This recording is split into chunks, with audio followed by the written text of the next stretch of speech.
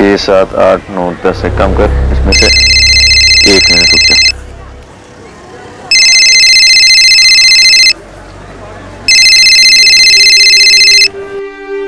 Hello, तुम्हारी बहन की डेड बॉडी पड़ी है, आके ले जाओ।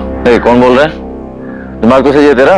एक बार में सुनाई नहीं देता है क्या? तुम्हारी बहन की बॉडी पड़ी है, आके ले जाओ। मेरी बहन? ये कब पैदा हो गई?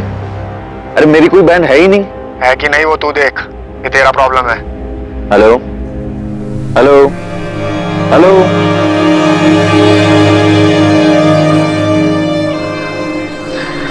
The number you have called is currently switched off. अजीब आदमी है, कुछ भी बकवास किए जा रहा है।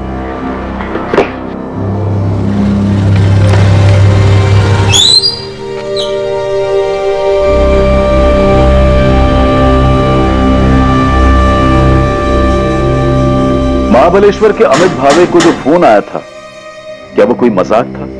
तुम्हारी बहन की डेड बॉडी पड़ी है, आकर ले जाओ। फोन करने वाले ने सिर्फ इतना ही कहा था, लेकिन अमित भावे की कोई बहन थी ही नहीं। अमित भावे अपने मां बाप एकनाथ और मीनाक्षी भावे की इकलौती औलाद था। क्या ये फोन, ये कॉलर ये जानकारी देना चाहता था कि किसी की मौत हुई है? जो जानकारी उसने गलती से गलत इंसान को दे दी थी, और ये मजाक नहीं था बल्कि सच था। क्या सच में कहीं किसी लड़की की मौत हुई?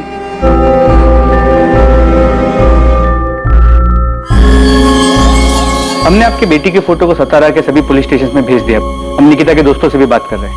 निकिता के कॉल रिकॉर्ड से मोबाइल लोकेशंस भी मंगवाए। हमने हॉस्पिटल्स में भी चेक किया, लेकिन कहीं से कोई खबर नहीं मिली। प्रतापराव जी, कल घर में किसी बात को लेकर कोई झगड़ा हुआ था जिससे गुस्सा होकर? नहीं, कोई झगड़ा वगड़ा नहीं हुआ था। कल भी हमेशा की तरह निकिता कॉलेज के लिए सुबह निकली थी। कॉलेज से दोपहर में वो ट्यूशन जाती है और 4 बजे घर वापस आ ही जाती है। कल सुबह रोज की तरह निकिता कॉलेज के लिए और शिवम स्कूल के लिए घर से साथ में ही निकले थे। शिवम 4:30 बजे घर आ गया था, पर निकिता नहीं आई सर। मैडम, कल निकिता कॉलेज आई थी, मैं उससे मिली भी थी। 1:30 बजे तक वो कॉलेज में ही थी। उसके बाद वो ट्यूशन क्लासेस के लिए गई होगी। आरती, मैंने निकिता के टीचर में पता किया, कल वो ट्यूशन गई नहीं। मैडम, मैंने टीचर से ही पूछा और अटेंडेंस रजिस्टर भी चेक किया। 27 अप्रैल को निकिता एब्सेंट थी। धवल जी, निकिता अक्सर छुट्टी करती है, रेगुलर क्लास आती है। वो तो रेगुलर क्लासेस आती है। बहुत अच्छी स्टूडेंट है। 93% मार्क्स उसने स्कोर किए बीएससी फर्स्ट ईयर में, और 2 हफ्ते बाद उसके सेकंड ईयर के एग्जाम। मुझे खुद अजीब लग रहा है कि पढ़ाई में इतनी अच्छी लड़की क्लासेस बंक करके अचानक कहीं चली जाएगी और घर नहीं लौटेगी। आरती, क्या निकिता ने तुम्हें बताया था कि वो क्लासेस जा रही है? नहीं, उसने बताया तो नहीं, पर मुझे पता है कि 2 से 3:30 बजे उसकी ट्यूशन क्लासेस होते ही है। कॉलेज से वो सीधा धवल सर के यहाँ क्लासेस के लिए जाती है। क्लासेस नहीं गई तो फिर कहाँ जा सकती है? कोई बॉयफ्रेंड है उसका? क्लासेस बंक करके उससे मिलने गई हो? अगर है भी तो मुझे किसी बॉयफ्रेंड के बारे में नहीं पता। ऐसे केसेस में जनरली बॉयफ्रेंड वाला एंगल सामने आता है। मैं ये नहीं कह रहा हूँ कि वो बॉयफ्रेंड के साथ भागी होगी, पर अगर उसका बॉयफ्रेंड है तो हम उससे बात करके देख सकते हैं, शायद उसे कुछ पता। हाँ, हमें नहीं पता साहब। हम निकिता हमेशा फोन पे लगी रहती है। इस बात को लेकर उसको मैंने कई बार डांटा भी। तो झगड़ा इस बात पे हुआ? झगड़ा नहीं साहब, हम बस समझा रहे थे उसको, लेकिन उसके बाद उसका मूड थोड़ा खराब हो गया था। आई मैं फोन पे पढ़ाई कर रही थी। झूठ मत बोल निकिता, मोबाइल में कोई पढ़ता नहीं है। तो हमको बेवकूफ मत बना। देख बेटा, तू मेरे को बोली कि स्मार्टफोन चाहिए, मैं लाके दिया ना, पर तू पढ़ाई छोड़ के उसमें ही लग गई। बेटा तेरे को मालूम नहीं है, पर तेरे को ना उसकी लत लग रही। बाबा, मुझे भी स्मार्टफोन चाहिए। तू चुप कर। देख निकिता, बेटा यही उम्र है पढ़ाई की। पहले मन लगा के पढ़ाई कर, इसके लिए बहुत टाइम पड़ा है। एग्जाम दे, पास हो, अच्छा काम कर, फिर जो करना है वो कर। ये बात हम उसको 1 हफ्ते से समझा रहे हैं साहब। माँ बाप हैं उसके, इतनी सी बात पे नाराज होकर वो इतना बड़ा कदम नहीं उठाई। निकिता बहुत समझदार लड़की है, उसे हमारे हालात पता है। आपका बेटा वो शिवम, वो स्कूल से घर कितने बजे वापस आया? शिवम, तुम और निकिता सुबह घर से साथ में निकलते हो ना? हाँ। तो कल सुबह जब तुम दोनों साथ में निकले, तब तुम्हें ऐसा कुछ लगा कि तुम्हारी निकिता ताई परेशान हो या उनका मूड खराब हो? नहीं, ताई तो वैसे ही बात कर रही थी जैसे रोज करती है।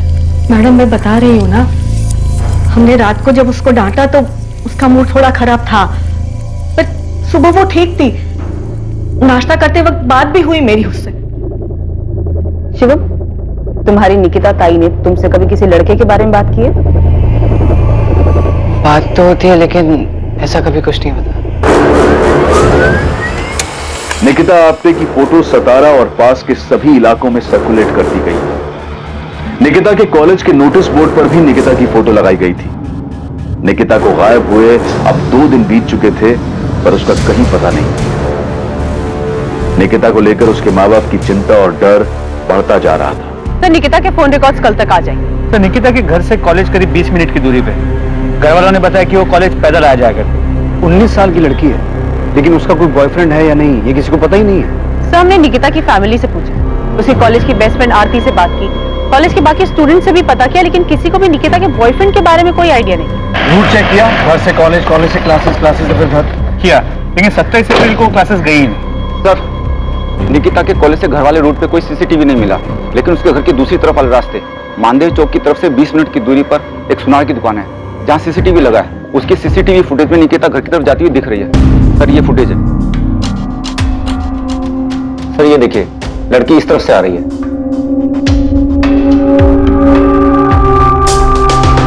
ये मानदेव चौक की तरफ से आ रही है? हाँ सर, इस तरफ से बुराड़ नगर जहां निकिता रहती है, वहां पहुंचने में 30 से 35 मिनट लगते हैं। 27 अप्रैल 3:45, मतलब इतना तो कंफर्म है निकिता ट्यूशन क्लासेस नहीं गई थी, क्योंकि इसके ट्यूशन क्लासेस बापर सर्कल के पास है, ठीक उल्टी तरफ, और ये दूसरी तरफ से आ रही है। ये पक्का क्लासेस बंक करके इस तरफ किसी से मिलने गई हो।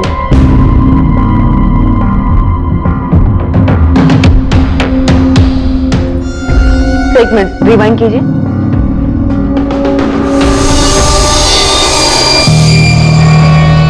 सही देखिए, लड़की परेशान लग रही। मानदेव चौक से लेके बुराड़ नगर जहां निकिता का घर है, पूरा एरिया स्कैन करो। ये लड़की मानदेव चौक क्रॉस करती हुई नजर आ रही है। उसके आगे क्या हुआ, कहां गई, इस लड़की के गायब होने के सभी सवालों के जवाब वही मिलेंगे। निकिता आपसे भागी नहीं है, ये घर की तरफ ही लौट रही थी। यकीनन ये घर से भागी तो नहीं है। निकिता आप्टे को आखिरी बार जिस रास्ते से घर जाते हुए देखा गया था, पुलिस अब उस पूरे रास्ते को खंगालने वाली थी। इस तलाश में जो सामने आएगा वो बेहद हैरान कर देने वाला था, पुलिस के लिए और उलझन पैदा कर देने वाला। जिस रास्ते से निकिता 27 अप्रैल को घर जा रही थी, उस रास्ते में एक छोटा जंगल था। निकिता पुलिस को उसी जंगल में मिलने वाली थी।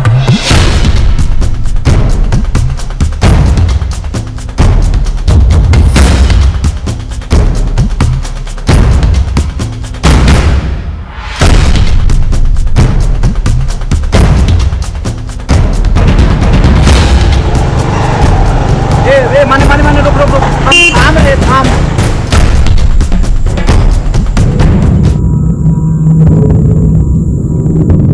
इसने आत्महत्या की है? सर, देख के तो ऐसा ही लगता है। सीसीटीवी फुटेज में प्रतिमा ने शायद सही पकड़ा था। ये लड़की किसी बात से परेशान लग रही थी।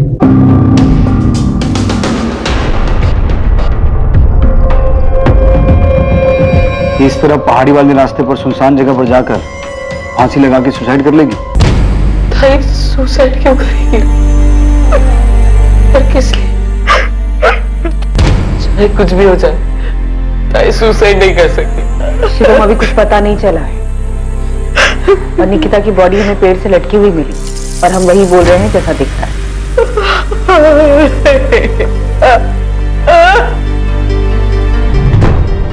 लड़की के गले की हड्डी टूटी हुई है, पेड़ पर लटकने की वजह से। लटकने की वजह से?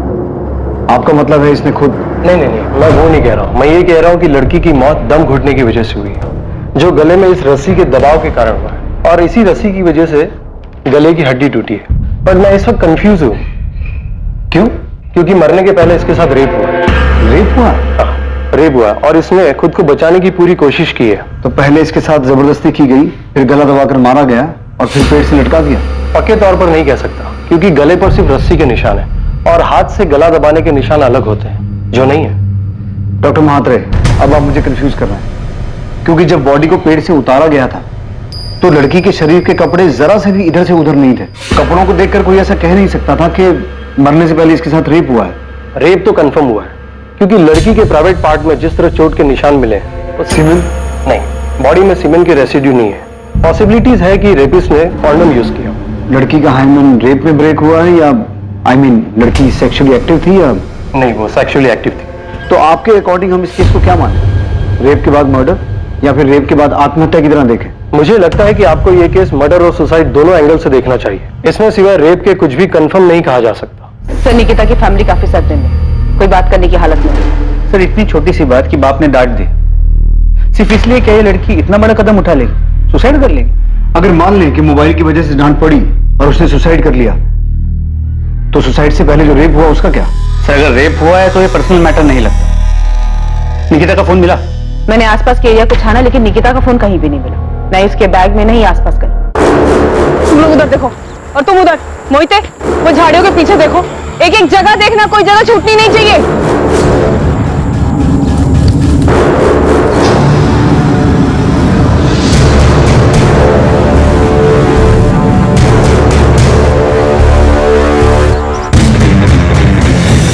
सर क्राइम सीन से तो ऐसा कुछ नहीं मिला जिससे ये कहा जा सके कि ये मर्डर है। मुझे लग रहा है ये रेप और सुसाइड का ही केस है।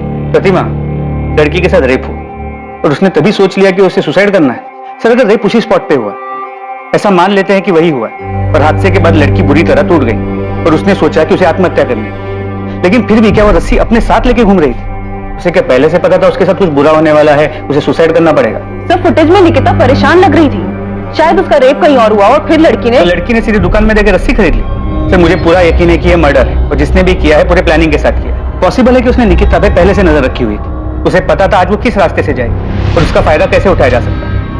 कॉन्डम, रस्सी, सब कुछ प्लानिंग के तहत किया गया। फिर भी सर कोई ना कोई पर्सनल एंगल तो होगा ना, या तो लड़की के साथ या फैमिली के साथ, और अगर किसी ने मर्डर किया भी है तो कोई ना कोई पर्सनल एंगल तो होगा ना।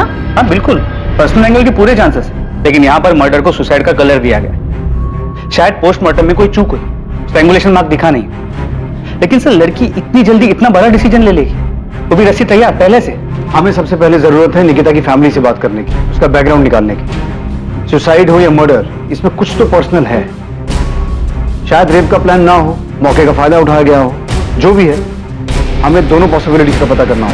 मोहिते, मुझे सतारा और सतारा के आसपास के सारे पुलिस स्टेशन से रेप और मॉलेस्टेशन के सारे केसेस चाहिए, और ऐसे केसेस में कौन सा हिस्ट्री शीटर बाहर है, कौन सा अंदर है या बेल पर, सबकी पूरी जानकारी चाहिए फौरन। माने बुराड़ नगर से लेकर मानदेव चौक के बीच में जितनी भी दुकानें हैं, सभी दुकानदारों को निकिता की फोटो दिखाओ और पता करो क्या लड़की ने हाल ही में कोई रस्सी खरीदी थी। मतलब उसमें सुसाइड है या मर्डर, ये तो जल्दी पता चल जाएगा। प्रताप राव जी, मैं आपकी तकलीफ समझ सकता हूँ। निकिता की पोस्टमार्टम रिपोर्ट के हिसाब से निकिता की मौत 27 तारीख शाम को ही हो गई थी। मौत का समय 4 से 6 के बीच का है। ये सीसीटीवी फुटेज हमें मानदेव चौक की एक दुकान से मिला है। निकिता उस दिन क्लासेस नहीं गई थी। आप लोगों को निकिता ने कभी बताया था कि कोई उसे परेशान कर रहा है या आपकी किसी के साथ दुश्मनी थी जिसका बदला लेने के लिए किसी ने निकिता के साथ ये सब? सर ताई सुसाइड नहीं कर सकती। निकिता सुसाइड नहीं कर सकती, लेकिन ऐसा कौन हो सकता है जो तुम्हारी बहन को या तुम्हारे परिवार को नुकसान पहुंचाना चाहता हो? मार्केट में 2 सब्जी की दुकान है मेरी, सालों से ये काम कर रहा हूं, कभी किसी से कोई लड़ाई झगड़ा नहीं हुआ।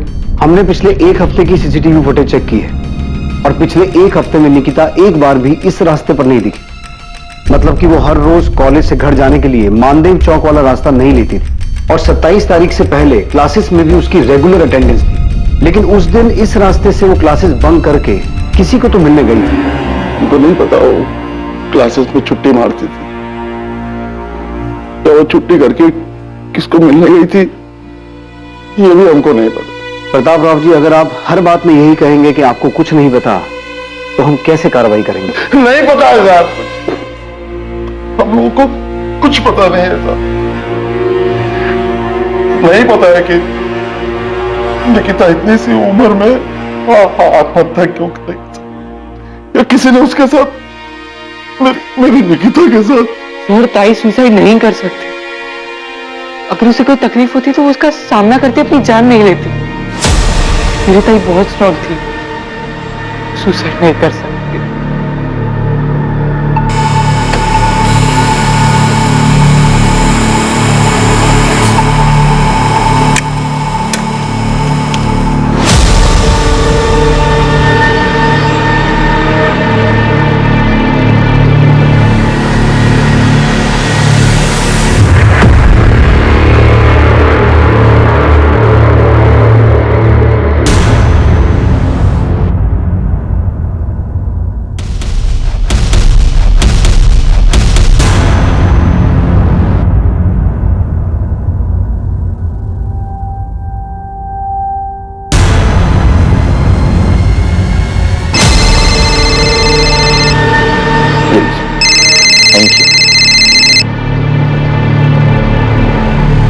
हेलो, कौन बोल रहा है? जी आप कौन बोल रही हैं?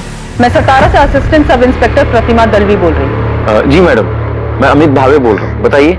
इस वक्त कहाँ हैं आप? जी मैं अभी अपने दुकान पर हूँ, महाबलेश्वर मार्केट में। क्यों, क्या हुआ? निकिता आप्टे को जानते हैं आप? जी जानता हूँ। क्यों? कैसे जानते हैं? अरे क्या हुआ मैडम, आप इतने सवाल क्यों पूछ रही हैं? अमित, क्या आप जानते हैं कि निकिता मर चुकी है? क्या? जी नहीं नहीं नहीं जानता मैम। एक्चुअली क्या है कि निकिता जो है वो मेरी कजन है, मेरी आई मीनाक्षी भावे के चचेरे भाई प्रताप राव आप्टे की बेटी है। और मैम ये बात आप हमें क्यों बता रही हैं? अगर ऐसा कुछ हुआ तो प्रताप मामा और शिवम ने फोन क्यों नहीं किया? निकिता ने मरने से पहले आखिरी कॉल आपको किया था। क्या? मुझे मैडम ये क्या कह रही है आप? मुझे कुछ... अमित, निकिता का रेप हुआ है और रेप होने के बाद या तो उसने सुसाइड किया है या उसका मर्डर हुआ है। ये सब 27 अप्रैल की शाम की बात है और निकिता ने मरने से पहले शाम को 4:23 पे तुम्हारे नंबर पे कॉल किया था और 21 सेकंड बाद भी हुई है तुम्हारी। मैडम निकिता के साथ जो कुछ भी हुआ ये सुन के मेरा सर घूम रहा है। बहुत बुरा हुआ निकिता के साथ। लेकिन मैडम अगर निकिता मुझे फोन करती तो क्या मैं उसके परिवार वालों को नहीं बताता? और वो मुझे यहाँ महाबलेश्वर में फोन क्यों करती? अगर उसे फोन करना था तो अपनी फैमिली को सतारा में फोन करती।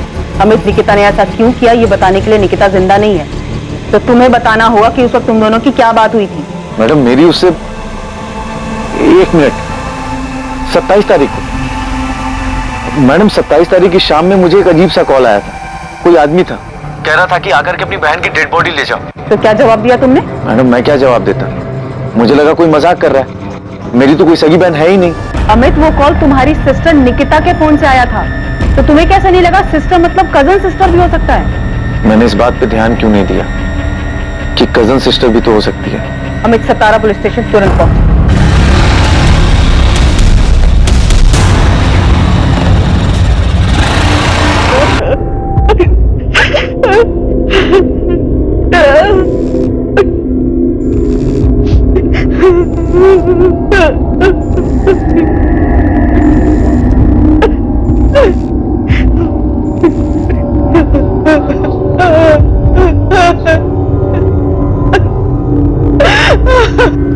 जी मेरा नाम विनीत लोखंडे। जी जानता हूँ निकिता को। विनीत, फौरन बोराड़ नगर पुलिस स्टेशन आ जाओ। मैम मैं निकिता के घर आया, उसके अंतिम संस्कार में। क्या मैं अटेंड करके? उसके बाद आ जाओ, लेकिन भागने की कोशिश मत करना। मैं कहीं नहीं भाग रहा। और क्यों भागूंगा? साहब 2-3 हिस्ट्री शीटर से बात किया मैंने, उन्होंने बताया कि एक हिस्ट्री शीटर है किशोर कदम नाम का, यही सातारा का ही है। 3 साल पहले रेप केस में अंदर गया था, अभी बेल पे बाहर है, केस ट्रायल पे उसका। कहाँ मिलेगा ये किशोर कदम? कुछ बोल नहीं सकते साहब, लेकिन अभी सतारा में नहीं है। पता कर क्या है? मुझे पक्का लगता है इस केस में किसी क्रिमिनल का हाथ है। गोविंद, किसी क्रिमिनल का हाथ होता भी तो क्या ऐसे रस्सी लेके जाता, ऐसी प्लानिंग करता? नहीं, मेरे को क्या लगता है ना, कुछ पर्सनल एंगल है। गोविंद थियरी मत बना, पता कर ये किशोर कदम कहाँ है, किस बिल में चुप के बैठा है। मुझे ये किशोर कदम जल्द से जल्द चाहिए।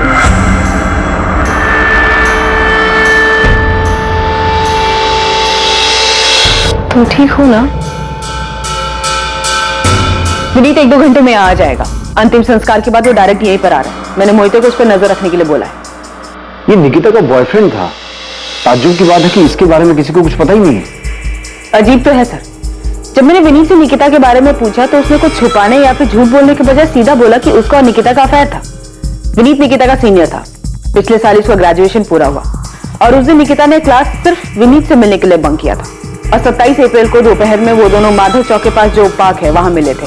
अक्सर वो दोनों वहीं मिला करते थे। और इसी वजह से निकिता उस रास्ते से घर जा रही थी, राइट? Yes sir. तो ये अमित अलग ही केस।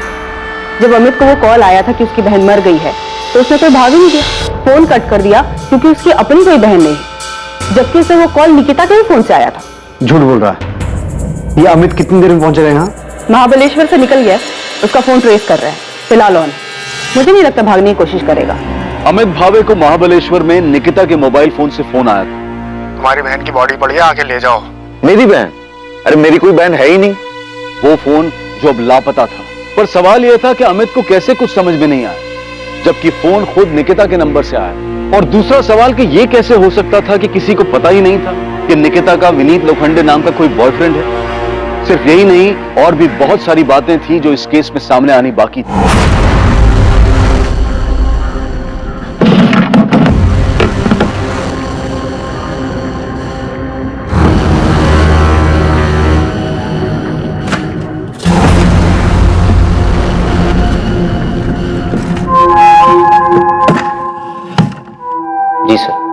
दिन मैं निकिता को दोपहर में मिला था। पिछले 1.5 साल से मेरा उसका अफेयर चल रहा था। 1.5 साल से? उसके बावजूद निकिता के परिवार में किसी को ये बात पता नहीं? नहीं पता, और मेरी फैमिली को भी कुछ नहीं पता। पर तुम्हारे कॉलेज में भी किसी को नहीं पता? हमने निकिता की बेस्ट फ्रेंड आरती से भी पूछा, उसे भी तुम दोनों के बारे में कुछ नहीं पता है। मैंने और निकिता ने मिलकर ऐसे ही डिसाइड किया था। मैं एमएससी कर रहा हूँ, उसे बीएससी करनी थी, उसके बाद मास्टर, और इसके बाद हम दोनों को शादी के बारे में डिसाइड करना था और फिर सबको अपने रिश्ते के बारे में बताना था। तुम 27 अप्रैल को निकिता को उस पार्क में मिले थे। तुम्हें ऐसा लगा कि निकिता किसी बात को लेकर परेशान थी? परेशान नहीं थी, वो थोड़ा दुखी थी। क्यों दुखी थी?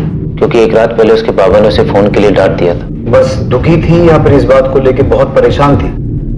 दुखी थी, क्योंकि उसको भी लग रहा था कि उसके पापा सही बोल रहे हैं। ये पहली बार मुझे नहीं डांटा है बाबा ने विनीत, इसके पहले भी कई बार टोक चुके हैं। अब तो मुझे खुद लग रहा है मुझे फोन की लत लग रही है। तो तुम्हें ऐसा लग रहा है तो सुधारो खुद को। सुधारना ही पड़ेगा विनीत। अब हम फोन पे ज्यादा चैट नहीं करेंगे और ना ही ज्यादा बात करेंगे। मुझे अपना ध्यान पढ़ाई पे लगाना है। पहले तो बस आई बाबा कहते थे, अब तो मुझे खुद लगता है कि मेरे पढ़ाई पे बिल्कुल ध्यान नहीं है। तुम इसके लिए मुझे ब्लेम कर रही है? अरे नहीं, मैं तुम्हें ब्लेम नहीं कर रही हूँ। मैं बस ये कह रही हूँ कि जब तक मेरे एग्जाम्स नहीं खत्म हो जाते, ना ही हम ज्यादा बात करेंगे और ना ही मिलेंगे। ठीक।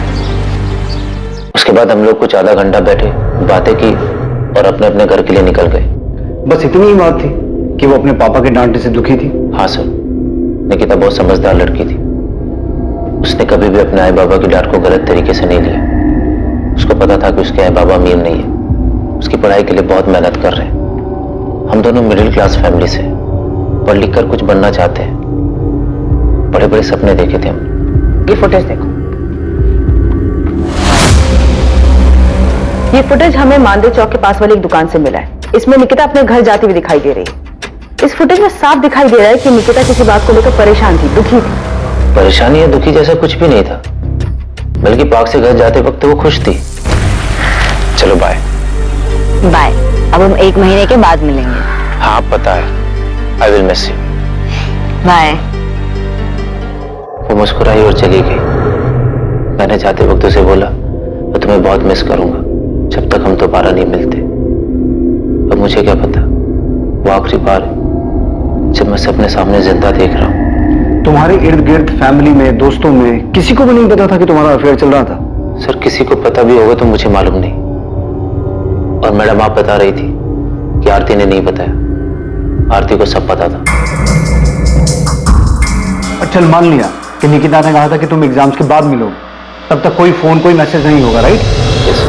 निकिता 27 तारीख को गायब हुई थी और उसकी बॉडी हमें 29 तारीख को मिली थी। उससे पहले हमने पूरे शहर में पोस्टर लगवाए थे, यहां तक कि तुम्हारे कॉलेज के नोटिस बोर्ड पे भी उसकी फोटो लगवाई थी कि किसी को कुछ पता हो या पता चले तो वो आके बताए। तब भी तेरे किसी दोस्त ने बताया नहीं कि निकिता गायब हो गई है? और आरती ने भी नहीं बताया हमें ये सब। मैंने आपको बताया ना, हम दोनों ने मिलकर डिसाइड किया था कि फोन को साइड में रख के स्टडी पे फोकस करेंगे, और इसके बाद मैंने अपना फोन स्विच ऑफ कर दिया था। अच्छा, तो फिर आज ऑन क्यों किया? एग्जाम पास कर लिए तूने? नहीं सर, न्यूज़पेपर से पता चला कि क्या हुआ। इतने शौक में था कि समझ में नहीं आया क्या करूं क्या ना करूं। बहुत गिल्टी फील हो रहा था। क्यों गिल्टी फील हो रहा था? मेरी गर्लफ्रेंड के साथ इतना सब कुछ हो गया और मुझे पता ही नहीं चला। पिछले 1-1.5 साल से तुम्हारा अफेयर चल रहा था, राइट? और इस छोटे से शहर में किसी को तुम्हारे अफेयर के बारे में नहीं पता था, राइट? यस। तो इस 1-1.5 साल के अफेयर में तुम दोनों का फिजिकल रिलेशन बना? नहीं सर, निकिता ऐसी लड़की नहीं थी। उसने साफ साफ कह दिया था कि शादी से पहले हमारे बीच में ऐसा कुछ नहीं होगा। और तू भी उस तरीके का लड़का नहीं है, इसलिए तू इस बात पे मान गया। अब कहना क्या चाहती है मैडम? मैं निकिता से प्यार करता था, मैं उसके साथ फिजिकल होने के लिए रिलेशन नहीं बनाया था। सब आप ऐसे क्यों देख रहे हैं मुझे? तू नहीं था तो फिर कौन था जिसका निकिता के साथ फिजिकल रिलेशन था? तू झूठ पे झूठ बोले जा रहा है और तेरा हर झूठ पकड़ा जा रहा है। निकिता के साथ रेप हुआ था, लेकिन वो सेक्सुअली एक्टिव थी, इसलिए अब बकना बंद कर और बोलना शुरू कर। जी सर, हमारे बीच में फिजिकल हुआ था। ये बात मैंने इसलिए छुपाई ताकि निकिता की फैमिली को पता ना चले, नहीं तो बेकार में। क्या बेकार में? बेकार में क्या विनीत? निकिता मर चुकी है, उसका रेप हुआ था और रेप होने के बाद या तो उसने सुसाइड किया या उसका मर्डर हुआ। इससे ज्यादा क्या सदमा लगता है उसकी फैमिली को? तू क्या सोच रहा है? तो कुछ छुपाएगा तो बच के निकल जाएगा? मैडम जब मैंने कुछ किया नहीं तो मैं क्या छुपाऊंगा? हाँ, मैंने आपसे झूठ बोला कि हम दोनों के बीच में फिजिकल रिलेशन नहीं था, लेकिन हम दोनों के बीच में जो भी हुआ वो हम दोनों की मर्जी से हुआ था। निकिता पार्क से निकलते हुए खुश थी या ये भी झूठ बोल रहा है? मैडम, मैं कसम खा के कहता हूँ, मैं झूठ नहीं बोल रहा हूँ। निकिता पार्क से निकलते हुए खुश थी, उसे कोई परेशानी नहीं थी।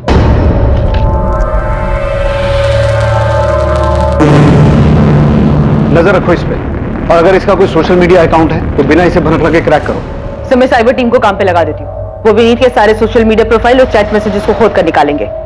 तब तक मैं इस आरती की खबर लेती हूँ सर। उसने उनसे झूठ कैसे बोला कि वो विनीत को नहीं जानती? सर, इस आरती का पक्का कोई झोल है। चेक करो। और ये अमित भावे का क्या हुआ? वो पहुंचा क्यों नहीं अभी तक? अभी पता करती हूँ। मैडम, पूरे बोराड नगर से लेकर मानदेव चौक तक सब दुकान पे पता किया, जहां से भी ये रस्सी खरीदी जा सकती थी। उनमें से किसी दुकानदार ने ये रस्सी निकिता को नहीं बेची। ठीक है, माने मुंबई साइबर सेल को फोन करो और अश्विन को मैसेज भेजो कि मुझे फोन करे। उसका फोन नहीं लग रहा है। अमित, अगर तुझे ऐसा कोई फोन आया था तो तूने हमें बताया क्यों नहीं? हम समझ जाते कि वो निकिता की बात कर रहा है। दूर के रिश्तेदारों में भी निकिता के अलावा तेरी और कोई बहन थी ही नहीं अमित। भाई, मेरा दिमाग ही नहीं गया उस तरफ, तो क्या करूं? मीनाक्षी, अमित की कोई गलती नहीं है। अब कैसे किसी को पता होगा कि किसी रिश्तेदार के साथ ऐसा कुछ भी हो सकता है? भाई, निकिता का अपना परिवार है सतारा, तो कोई मुझे फोन क्यों करेगा? क्यों? इसलिए भी मेरा ध्यान नहीं गया उस तरफ। आप लोग मामा जी के घर जाओ, मैं पुलिस स्टेशन होकर के आता हूं। ये लड़की थी जो मानदेव चौक से बोराट नगर अपने घर जा रही पैदल।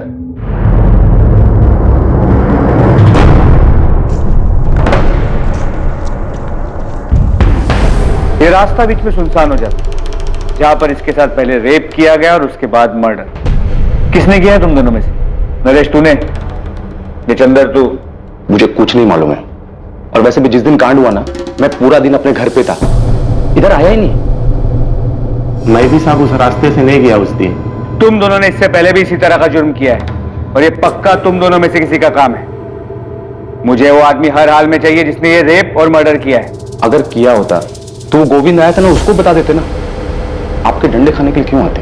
12 घंटे तुम्हारे पास, उसके बाद एक एक सेकेंड झेलना मुश्किल हो जाएगा, याद रखना। अबे मैंने कुछ नहीं किया यार। ये काम पक्का किशोर कदम का ही होगा। मोहित, मैंने पहले से गोविंद को इसका पता करने के लिए लगा दिया। तुम भी सतारा के बाद अपने पूरे नेटवर्क में इसके फोटो को पहुंचा दो। मुझे ये किशोर कदम हर हाल में चाहिए। यकीन ही नहीं हो रहा कि निकिता के साथ ऐसा कुछ हो सकता है। कोई बच्ची के साथ ऐसी दरिंदगी कैसे कर सकता है? पुलिस कह रही है कि निकिता ने आत्महत्या की। बकवास कर रही है पुलिस। आपने पूछा उनसे निकिता आत्महत्या क्यों करेगी? क्यों करेगी वो ऐसा? सर, फोन अभी 1 महीने पहले ही बदला है। मैं अभी सारे नंबर नए वाले फोन में ट्रांसफर नहीं हूँ, इसलिए जब 27 तारीख को निकिता के नंबर से फोन आया तो पता ही नहीं चला कि वो निकिता का नंबर था। निकिता के फोन से किसी आदमी ने फोन किया था? जी, आदमी की आवाज थी। हेलो, तुम्हारी बहन की डेड बॉडी पड़ी है, आके ले जाओ। सर, मुझे समझ में नहीं आया कि ये अचानक से मेरी बहन कहां से आ गई। मैंने कहा कि मेरी कोई बहन नहीं है तो उसने फोन काट दिया। अमित, कौन था वो आदमी जिसने फोन किया? अरे सर, मुझे नहीं पता कौन था वो। उसने अपना नाम नहीं बताया, बस उसने अपनी बात कही और फोन काट दिया। तो तूने पास के किसी पुलिस स्टेशन में जाके ये बात बताई क्यों नहीं? अब मुझे लगा कोई मजाक कर रहा है। वो होता ना कि किसी का भी नंबर। तेरी बहन मर गई है, आके उसकी बॉडी ले जाओ, ऐसा मजाक कोई करता है? सर, मैं भी यही सोचा। मुझे भी समझ में नहीं आया कि ऐसा मजाक कोई करता है क्या। लेकिन सर, मैं क्या करता? निकिता का नंबर मेरे मोबाइल में सेव नहीं था। अगर निकिता का नंबर मेरे मोबाइल में सेव होता और उस नंबर से फोन करके कोई ऐसी बातें करता तो मैं सोचता भी। तो सिर्फ नंबर आया था, नाम नहीं। एक बात बता, जिसने तुझे फोन किया उसने कहा तेरी बहन है, इसका मतलब है उसे पता था कि निकिता तेरी बहन है, बेशक दूर की है। और फिर उसने तुझे ही फोन क्यों किया? यहां सतारा में उसके माँ बाप को फोन क्यों नहीं किया? ये मैं कैसे बता सकता हूं सर? ये तो आप जाकर के उससे पूछिए जिसने फोन किया है और जिसने निकिता के साथ ये गलत काम किया और फिर ढूंढ ढांड करके मेरा नंबर निकाला और मेरे नंबर पे फोन मिला दिया। नहीं अमित, ये बात कुछ बैठ नहीं रही। कॉलर ने तुझे फोन करके वो बताया जो हो चुका था, और फिर तूने ये बात ना तो पुलिस को बताई ना ही अपने माँ बाप को। तूने ये भी जरूरी नहीं समझा कि अपने मामा प्रताप राव को एक बार फोन करके पूछ लो कि सब कुछ ठीक है कि नहीं। सर, मैं ऐसे कैसे इतना दिमाग लगा कि वो बहन बोला मतलब मेरी दूर की बहन निकिता होगी और निकिता के साथ ऐसा कुछ हुआ होगा। सर, मुझे तो ये बात तब पता चली जब आपके असिस्टेंट सब इंस्पेक्टर ने मुझे फोन करके ये बात बताई। और सर मुझे क्या, आई बाबा को भी इस बारे में नहीं पता। इतनी बड़ी बात हो गई और प्रताप मामा ने हमें फोन तक नहीं किया। क्यों नहीं किया? सर मुझे क्या पता क्यों नहीं किया। इतनी बड़ी घटना हुई है, हो सकता है सदमे में हो, उनका दिमाग नहीं काम किया हो। पक्का जिसने फोन किया था उसने इतना ही बोला था और कुछ नहीं बताया था? सर अगर कुछ और बताया होता तो क्या मैं उसकी बात को हल्के में लेता? अब तो मुझे भी एहसास हो रहा है कि मैंने गलती कर दी। मुझे उसकी बातों को हल्के में नहीं लेना चाहिए था, मुझे पुलिस स्टेशन जाना चाहिए था। अमित को 27 तारीख से ही पता था, वो पहले से ही जानता था। मीनाक्षी और एकनाथ ने तो हमें कुछ नहीं बताया। मैं पहले ही सोच के हैरान था कि उन्हें निकिता के बारे में कैसे पता चल गया। अमित भी मिला था कल, उसने एक बार भी नहीं बताया कि घर आने से पहले वो यहां पुलिस स्टेशन होकर गया। प्रताप जी, कोई बात है क्या? अमित के साथ कुछ हुआ है? वो जो भी है, पर किसी ने निकिता के फोन से अमित को फोन क्यों किया? हम भी यही सोच रहे हैं। आपके और अमित के बीच, आप दोनों परिवारों के बीच सब कुछ ठीक है? आपने भी निकिता के बारे में उन्हें नहीं बताया था? अमित की आई मेरे सगे काका की बेटी, मेरी चचेरी बहन। कोल्हापुर में हमारा खेत, उसको लेकर कई साल से कोर्ट में केस चला है। अभी पिछले 6 महीने पहले कोर्ट में तारीख थी। अमित आया था सतारा। कोर्ट के बाद उसने मुझसे बहुत बदतमीजी की, गुस्से में मेरा कॉलर पकड़ ली। जब तुझे कोर्ट में केस लेके ही जाना था तो अब लड़, ऐसे बाहर क्यों निपटा रहा है? वो जमीन मेरे नाना की और मेरी आई को ही मिलेगी और वो मैं लेकर रहूंगा, छोड़ूंगा नहीं। तेरे नाना ने तेरी आई की शादी का मेरे बाबा से पैसा लिया था, उसका लिखा भी मेरे पास है। तुझे बता भी चुका हूं और दिखा भी चुका हूं। मैं जमीन देने से कम मना कर रहा हूं, लेकिन तेरे नाना ने जो पैसा लिया था और लौटाया नहीं ना, उसकी भरपाई तो जमीन से ही होगी ना। तो पैसा दे दे और अपना हिस्सा ले ले। हाँ, 30 साल पहले ली गई नकदी की बराबरी आप जमीन से कैसे कर सकते हो? कोर्ट को करना है फैसला। बात करके तू आसानी से मामले को निपटाना नहीं चाहता। तू ही गया था कोर्ट में, मैं नहीं गया था। और भाव अभी आपको लग रहा है आप केस हार जाओगे तो बाबा से जबरदस्ती समझौता करने से? ये शिवम, छोटा है तू, छोटा ही रह, बाबा के बीच में मत मार। भाव आप भी तो बाबा और काकी से छोटे हो, तो बीच में क्यों पड़ रहे हो? ये मामला उन्हें खुद सुलझाने दो। धोखा दिया है मामा आपने, इतनी आसानी से नहीं छोड़ूंगा। अमित झूठ बोल रहा है सर। ये कैसे हो सकता है कि उसके पास निकिता का नंबर ना हो? निकिता अपने नंबर से उसको फोन करती थी और उसने कई बार खुद निकिता को फोन किया कि ये समझौता उसके हक में करा दे। अमित भाई, एक तरफ समझौता करना चाहते हो, दूसरी तरफ आप बाबा को धमकी देते हो, कोर्ट के बाद उनको कॉलर पकड़ते हो, बदतमीजी करते हो। आप समझते क्या अपने आप को? निकिता, मैं अपनी खुशी से कोर्ट में नहीं गया, बल्कि तुम्हारे बाबा ने मुझे मजबूर किया कोर्ट जाने के लिए। मेरे पास कोई दूसरा रास्ता ही नहीं छोड़ा। 30 साल पहले मेरे नाना ने तुम्हारे दादा से 50,000 रुपए लिए थे और उस 50,000 का हिसाब बढ़ा चढ़ा करके तुम्हारे बाबा आज खेत में हिस्सा काट रहे हैं। अब तू बता, 50,000 रुपए में इतना बड़ा खेत मिलेगा क्या? भाव, आप अपना ये गणित ना मुझे मत समझाओ। हिसाब करना मैं आपसे ज्यादा अच्छे से जानती हूँ। बाबा आपके साथ कुछ गलत नहीं कर रहे। अगर तेरे दादा ने अपने भाई की बेटी की शादी में 50,000 रुपए दिए ना, कोई बड़ा काम नहीं किया। और वैसे भी ये चाचा की तरफ से अपनी भतीजी को शादी का गिफ्ट हुआ ना। वाह भाव, अब तो गिरगिट की तरह रंग बदलते। देखिए भाव, कोर्ट जाने का फैसला आपका था, हमारा नहीं। तो अब जो भी फैसला करेगी कोर्ट ही करेगी और हम सबको मानना पड़ेगा। निकिता, मुझे लगा था तू पढ़ लिख रही है तो थोड़ी अकल होगी तुझमें। तू अपने बाबा को समझाएगी कि परिवार में ऐसे झगड़े नहीं करते, लेकिन तू भी अपने बाबा की तरह बैल बुद्धि ही है, कुछ समझ नहीं है तुझमें भी। आपको समझ आ गया है ना? तो बार बार मुझे फोन करके परेशान मत करना कि अपने बाबा को समझा, ठीक है? बाय। तो क्या अमित ने कुछ किया? निकिता के साथ जो हुआ है वो... अब आपने ये सब बताया है तो चीजें समझ में आ रही हैं, आंकड़े सही बैठ रहे हैं। अमित का इसमें हाथ हो सकता है। प्रताप राव आप्टे और अमित भावे के बीच पुश्तैनी जमीन को लेकर चल रहे झगड़े के खुलासे के बाद निकिता के फोन से अमित को आए उस कॉल के मायने बदल रहे थे, इस केस को एक नई दिशा दे रहे थे। अमित भावे जिसे निकिता के फोन से गुमनाम फोन आया था, क्या वाकई वो फोन अमित के लिए किसी गुमनाम फोन की तरह था? जितना जल्दी हो सके अमित के फोन रिकॉर्ड मंगवाओ और महाबलेश्वर जाकर उससे जुड़े हर इंसान से पूछताछ करो। आपको लगता है कि कॉलर अमित को जानता था जिसने निकिता के फोन से उसे कॉल किया था? सचिन, पूरे चांसेस हैं कि अमित ने किसी को सुपारी दी हो और उस सुपारी किलर ने मौके का फायदा उठाकर मर्डर के साथ साथ रेप किया हो। आप मुझ पे ऐसे क्यों चिल्ला रही हैं? चिल्लाओ नहीं तो क्या तेरी आती उतारूं? 15 बार कॉल किया, 20 बार मैसेज किया कि कॉल बैक कर, लेकिन तूने कॉल बैक नहीं किया है। मैंने फोन इसलिए नहीं किया क्योंकि जो निकिता के साथ हुआ मैं उसके शौक में थी। 2 दिन से बीमार थी, मैं कॉलेज भी नहीं आ पाई। और अगर मैंने फोन नहीं किया तो आप मुझसे ऐसी बात करोगे, आरती उतारू मैं तेरी? तूने हमसे झूठ क्यों बोला कि तुझे नहीं पता था कि विनीत निकिता का बॉयफ्रेंड था? क्योंकि मुझे नहीं पता था कि अभी भी दोनों के बीच में कुछ चल रहा था। और अगर मुझे पता ही नहीं है तो मैं क्या बताऊं आपको? उनका क्या रिलेशनशिप था, कैसा था, मुझे नहीं पता। उनके बीच क्या था क्या नहीं ये बात की बात है। असल बात ये है कि निकिता का बॉयफ्रेंड था या नहीं था, जो बात तूने हमसे छुपाई। और अब आपको पता चल गया है ना, विनीत ने खुद बताया ना कि वो उसका बॉयफ्रेंड था। अब क्या चाहती है आप मुझसे? देखिए आप मुझे ना बार बार परेशान मत कीजिए। Thank you, bye.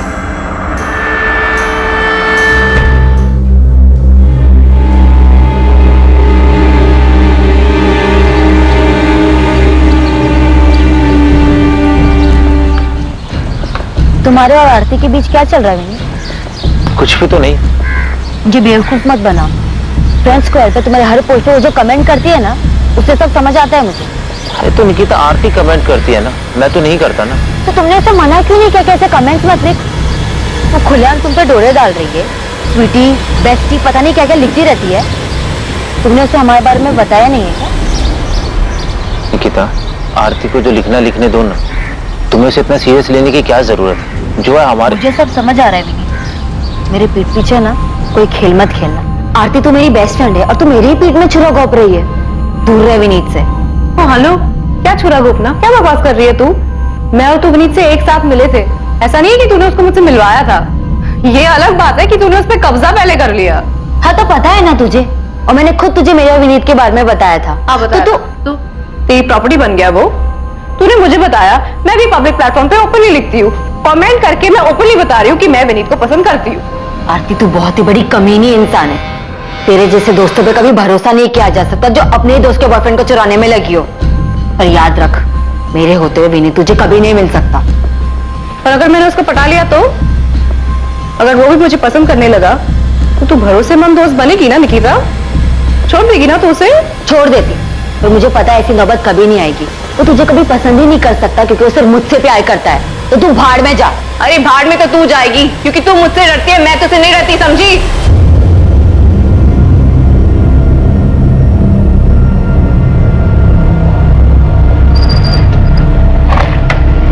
Sorry madam, ये सचिन साहब के लिए किशोर कदम की फील्डिंग लगा रहा था, इसके लिए आपको टिप देने में लेट हुआ।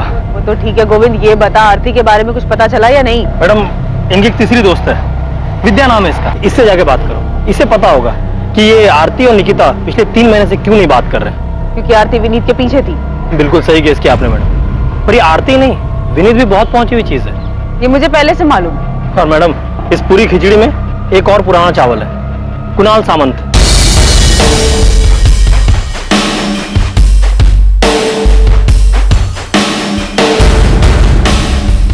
आरती का कजिन है मैडम, हिस्ट्री शीटर है, चोरी, पॉकेटमारी, जुएबाजी यही सब करता है।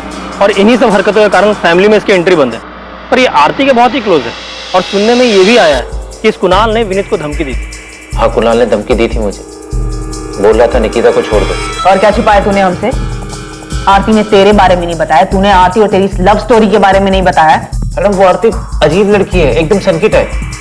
तो ठीक है मैडम, आप जानते नहीं हो उसे। उस दिन निकिता की बॉडी अंदर पड़ी थी, आपका फोन आया, आपसे बात करने के लिए मैं बाहर आया, मेरे पीछे पीछे आ गई।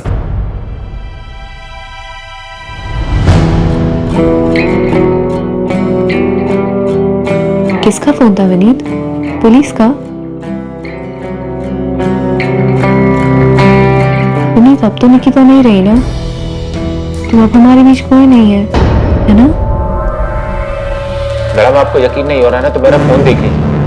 आरती ने निकिता की मौत के बाद मुझे कैसे कैसे मैसेजेस किए, कितने मैसेज किए, अजीब सन किया मैडम। निकिता की मौत को 2 दिन भी नहीं हुए थे, उसने मुझे धमकी देना और प्रपोज करना शुरू कर दिया था, पूरी तरह पीछे पड़ गई थी, जीना मुश्किल कर दिया। वो सन की है तो सीधा भोला भाला बेचारा लड़का है जिसके पीछे 2 लड़कियां फिदा हैं। अब ये बता कि तू निकिता से आखिरी बार मिला था, जो बात हुई थी वो भी तूने हमसे झूठ बोला था ना? एक तरफ आरती तांबे का निकिता को लेकर गुस्सा और विनीत को लेकर प्यार एक नई संभावना की तरफ इशारा कर रहा था, वहीं दूसरी तरफ महाबलेश्वर से एक ऐसी चौंकाने वाली खबर सामने आने वाली थी जो इस केस को एक नई दिशा देने वाली थी। यहाँ महाबलेश्वर में अपने पंटर ने पहली बॉल पे छक्का मारा है, धांसू खबर ढूंढ के निकाली है। ये अमित भावे अपने को एड़ा बना रहा है। गोविंद, फालतू के डायलॉग बंद कर और बता कि खबर क्या है। आपने जो किशोर कदम नाम का तीर अंधेरे में चलाया था, वो लगता है सही निशाने पे लगा है। मतलब अमित भावे का इस किशोर कदम से कनेक्शन है? बिल्कुल साहब। ये किशोर कदम पिछले 1 महीने से महाबलेश्वर में देखा गया है और अकेला तो दिखा ही है, अमित भावे के साथ भी देखा गया है।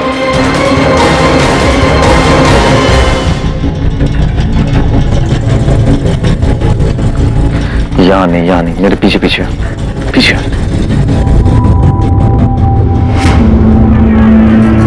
अमित भावे की दुकान पे जो दिनेश पुजारी नाम का लड़का काम करता है ना, उसको कोपचे में ले जाके पूछो, उसको सब मालूम है। एक काम कर, तू अमित पे नजर रख, मैं दिनेश को उठवाता हूँ। साहूकार विक्रम जाधव, मोहिते अब ये इस केस में कहां से आ टपका? सर, जब मैं निकिता के घर पे निगरानी पे था तभी इस साहूकार विक्रम जाधव को देखा था। तावराव ने जो सब्जी के 2 स्टॉल लगाए हैं उसके लिए उन्होंने साहूकार विक्रम जाधव से 15 लाख का कर्जा लिया है। जो हुआ वो नहीं होना चाहिए था, पर क्या कर सकते हैं? किसको मालूम था ऐसा कुछ होगा? नहीं मालूम था ना। मैं तुम लोगों का ख्याल रखेगा, तेरा भी शिवम का भी, समझ ला ना। ये विक्रम जाधव बहुत कमीना आदमी है। वो पैसा देता है लेकिन ब्याज और मूल के बदले और भी बहुत कुछ वसूलता है। बहुत कुछ मतलब जो लोग इससे कर्जा लेते हैं उनके घर की औरतों को अपने पास बुलाता है? हाँ सर, अभी 3 साल पहले मानदेव चौक का ये केस है सर। इसके चक्कर में पति पत्नी फंस गए, तब इस विक्रम जाधव के खिलाफ आत्महत्या के लिए मजबूर करने का मुकदमा दर्ज हुआ था।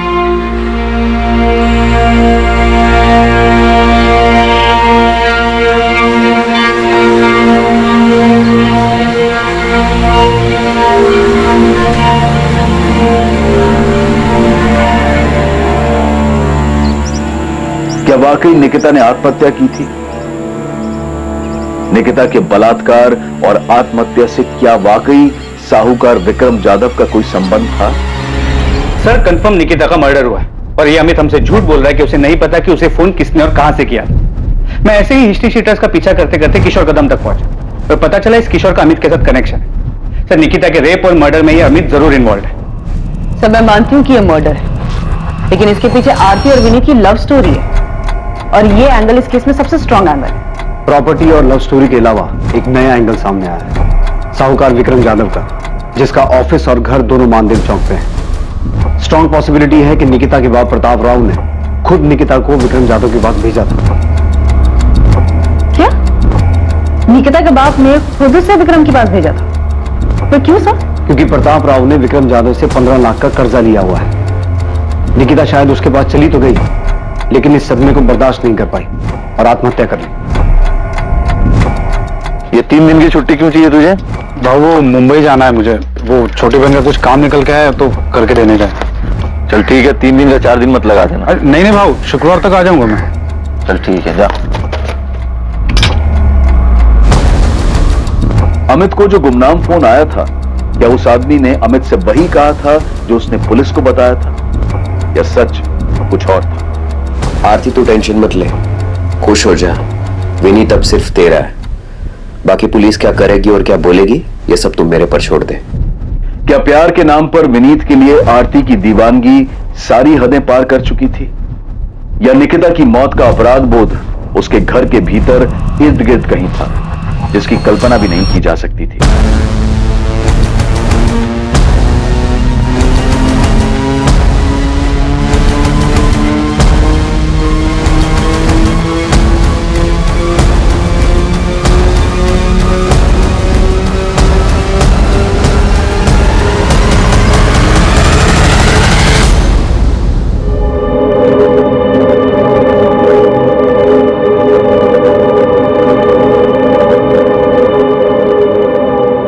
इंसानी दिमाग के बारे में सिर्फ एक चीज निश्चित है, और वो है उसकी अनिश्चितता। इच्छा और स्वार्थ इंसान की सोच को किस हद तक गिरा सकती है, इसकी कल्पना कर पाना भी असंभव है। वो क्या चीज है जो इंसान के दिमाग को गलत काम, जुर्म करने के लिए उकसाती है, ये कह पाना मुश्किल है।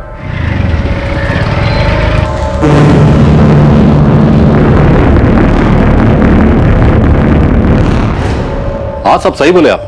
प्रताप राव मेरे से कर्जा लिया था, लेकिन उसमें क्या, ये तो मेरा धंधा है। जैसे अभिजीत वाघमारे, उसे भी कर्जा दिया था ना तुमने। आप उसके कर्जे को प्रताप राव के कर्जे से जोड़कर क्या खिचड़ी पका रहे हो? खिचड़ी तुम्हें समझ तो आ गई हो, बस नाटक कर रहे हो। चुपचाप चलो हमारे साथ।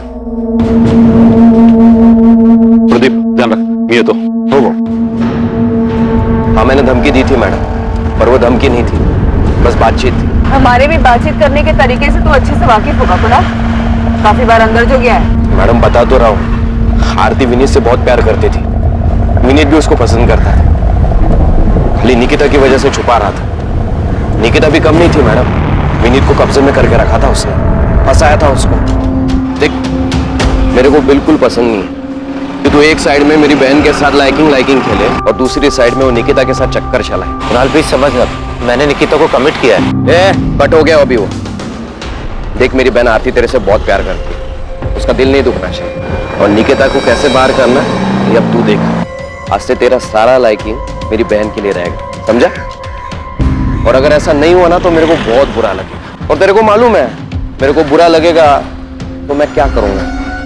मैडम प्यार का मामला था इसलिए प्यार से ही निपटाया था। तो चिंता मत कर, हम भी तेरे से प्यार से पूछेंगे, बस इतना ध्यान रखना हमें बुरा ना लग जाए। मैं कुछ समझा नहीं प्रदीप, तुम क्या कहना चाहते? अरे पुलिस जादव भाव को उठा के ले गई है पूछताछ करने के लिए। लेकिन क्यों? तुम्हारी लड़की के केस में प्रताप भाव तुमको चलना पड़ेगा, समझाना पड़ेगा उन लोगों को। हाँ साहब, देखा मैंने इस आदमी को, ये अपनी दुकान पे आया था अमित भाव से मिलने, फिर अमित भाव इसको तुरंत लेके बाहर चले गए थे। यहाँ नहीं मेरे पीछे पीछे पीछे।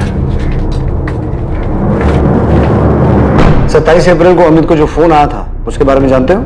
जी साहब, मैं उस टाइम दुकान पे ही था अमित भाव के साथ। मेरी बहन ये कब पैदा हो गई? मेरी कोई बहन है ही नहीं। हेलो हेलो, अजीब आदमी है, कुछ भी बकवास किया जाए। ए दिनेश, एक काम कर, थोड़ा काउंटर सवाल में आता हूँ। जी बाबू। फिर अमित भाव थोड़ी देर बाद वहां से बाहर चले गए थे, बस उसके आगे मैंने कुछ नहीं सुना साहब। क्या वो फोन इस हिस्ट्री शीटर किशोर कदम ने किया था? अमित की इसी से बात हुई थी? दिनेश, तुम इकलौते आदमी हो जिसने अमित को किशोर कदम के साथ मिलते जुलते देखा था। अमित की प्लानिंग के बारे में और क्या जानते हो? साहब मेरे को जो कुछ भी मालूम था मैंने आपको सब कुछ बता दिया, और साहब आपको मेरे को सुरक्षा देनी होगी। साहब अमित भाव बहुत खतरनाक आदमी है साहब, उसको ये सब मालूम पड़ेगा। घबराओ मत दिनेश, तुम्हें कुछ नहीं होगा।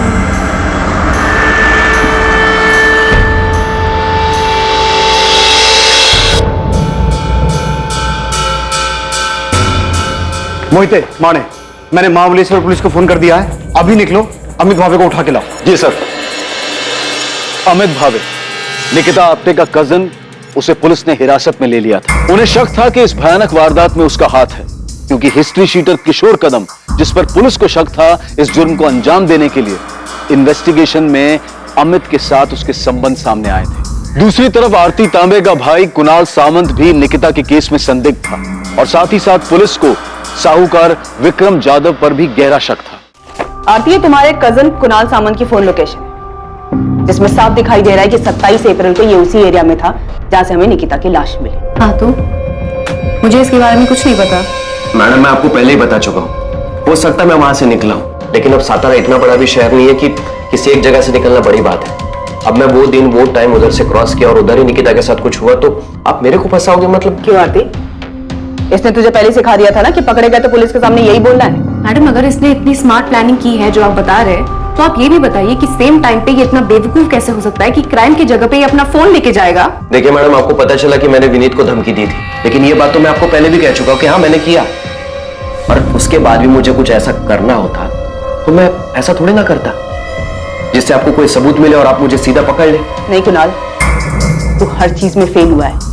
तूने निकिता के मर्डर को सुसाइड दिखाने की कोशिश की है, जिसमें तू कामयाब नहीं हुआ है, तो उसमें भी फेल ही हुआ है। ये क्या बात कर रही है मैडम? निकिता मेरे को जानती थी तो वो मेरे साथ किधर भी आती क्या? और वो भी तब जबकि उसको ये पता था कि मैंने विनीत को धमकाया था। ये सच बोल रहा है, धमकी वाली बात को लेकर निकिता ने मुझसे झगड़ा भी किया था। आरती, जब तेरे डोरे डालने से कुछ नहीं हो पाया तो तूने अपने लुच्चे लफंगे भाई को भेज दिया विनीत को धमकाने के लिए। तू मुझसे सवाल कर रही है? खुद को देखा है तूने? जब तू विनीत को रोक नहीं पाई मेरे पास आने से, उसको ब्लैकमेल करने लगी कि वो मुझसे दूर रहे। देख आरती, मुझे उसे ब्लैकमेल करने की कोई जरूरत नहीं है, क्योंकि वो तुझे पसंद ही नहीं करता। अच्छा, तुझे पता है मुझे प्राइवेट मैसेजेस करता है। आरती, विनीत मेरा बॉयफ्रेंड है, वो तेरे इस जाल में कभी नहीं फंसेगा, तो बेहतर यही होगा तो अपनी ये डोरे किसी और पे डाल, शायद कोई फंस जाए। अगर वो तुझसे इतना ही प्यार करता है तो इतना डर क्यों रही है कि वो तुझे छोड़ के मेरे पास आएगा? विनीत मेरा है और सिर्फ मुझसे प्यार करता है। ये सारी बकवास ना तो अपने दिमाग से निकाल दे कि तेरे इस छिछोरे भाई को विनीत को धमकाने के लिए भेजेगी और वो तेरा हो जाएगा। क्योंकि ये सब करके भी तू देख चुके है बुरी तरीके से हार गई है। तो एक लूजर है और लूजर ही रहेगी, समझी? दूर रहे विनीत से।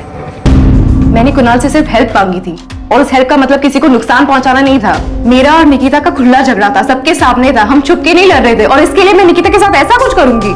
मैडम मेरी हिस्ट्री है, मैं जुआ खेलता हूँ, पॉकेट मारता हूँ, लेकिन रेप जैसी गंदी हरकत मैंने कभी नहीं की और ना ही मैंने किसी का मर्डर किया। मैं जानता हूँ मैडम आप मेरे पे भरोसा नहीं करोगे, पर क्या निकिता मेरे पे भरोसा करती? वो मेरे साथ ऐसे ही आ जाती क्या? और मैं उसके साथ ऐसा सब कुछ करता तो वो चीखती चिल्लाती भी नहीं। कुणाल, निकिता का फोन कहाँ है? अरे मैडम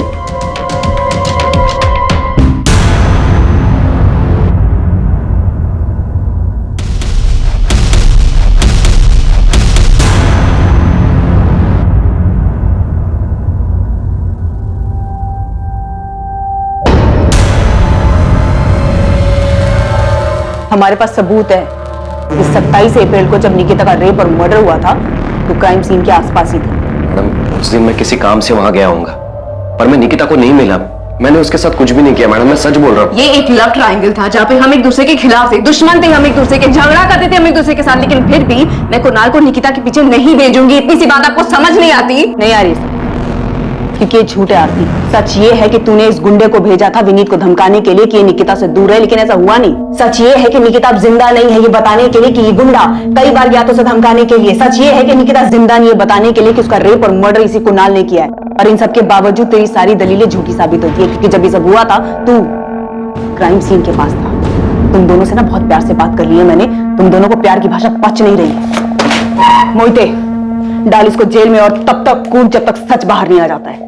अरे मैडम मेरी बात तो सुनिए।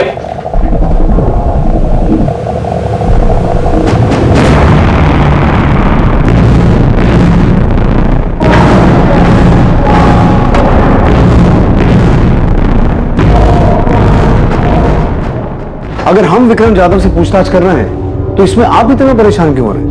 आप मेरी परेशानी अच्छी तरह समझते हैं साहब। घुमा फिरा के आप यही कहना चाहते हैं ना साहब कि मैंने जादव बाबू से कर्जा लिया था और अपनी बेटी को उसके पास भेजा था ताकि ये कर्जा माफ हो जाए। हमने तो ऐसा नहीं कहा। तो फिर और क्या पूछेंगे विक्रम बाबू से आप? मेरी चचेरी बहन के बेटे अमित के खिलाफ सबूत है ना आपके पास, उसने किया है सब कुछ, पूछिए उससे। हम ना तो अमित भावे को बख्शेंगे ना ही विक्रम जाधव को, फिर चाहे आप खुद निकिता के पिता आके हमें ये क्यों ना कहें कि हमें किससे पूछताछ करनी है और किससे नहीं। आप ये कहना चाहते हैं कि एक बाप ने खुद अपनी बेटी को उस आदमी के पास भेजा था जिससे उसने कर्जा लिया था? प्रताप राव जी, हम किसी ऐसे नतीजे पर नहीं पहुंचे हैं, लेकिन आप जिस तरीके से जोर देकर इस बात पे अड़े हुए हैं कि हमें विक्रम जाधव से पूछताछ नहीं करनी चाहिए, उससे कुछ चीजों पर शक हो रहा है। आपके लिए बेहतर होगा हमें हमारा काम करने दीजिए।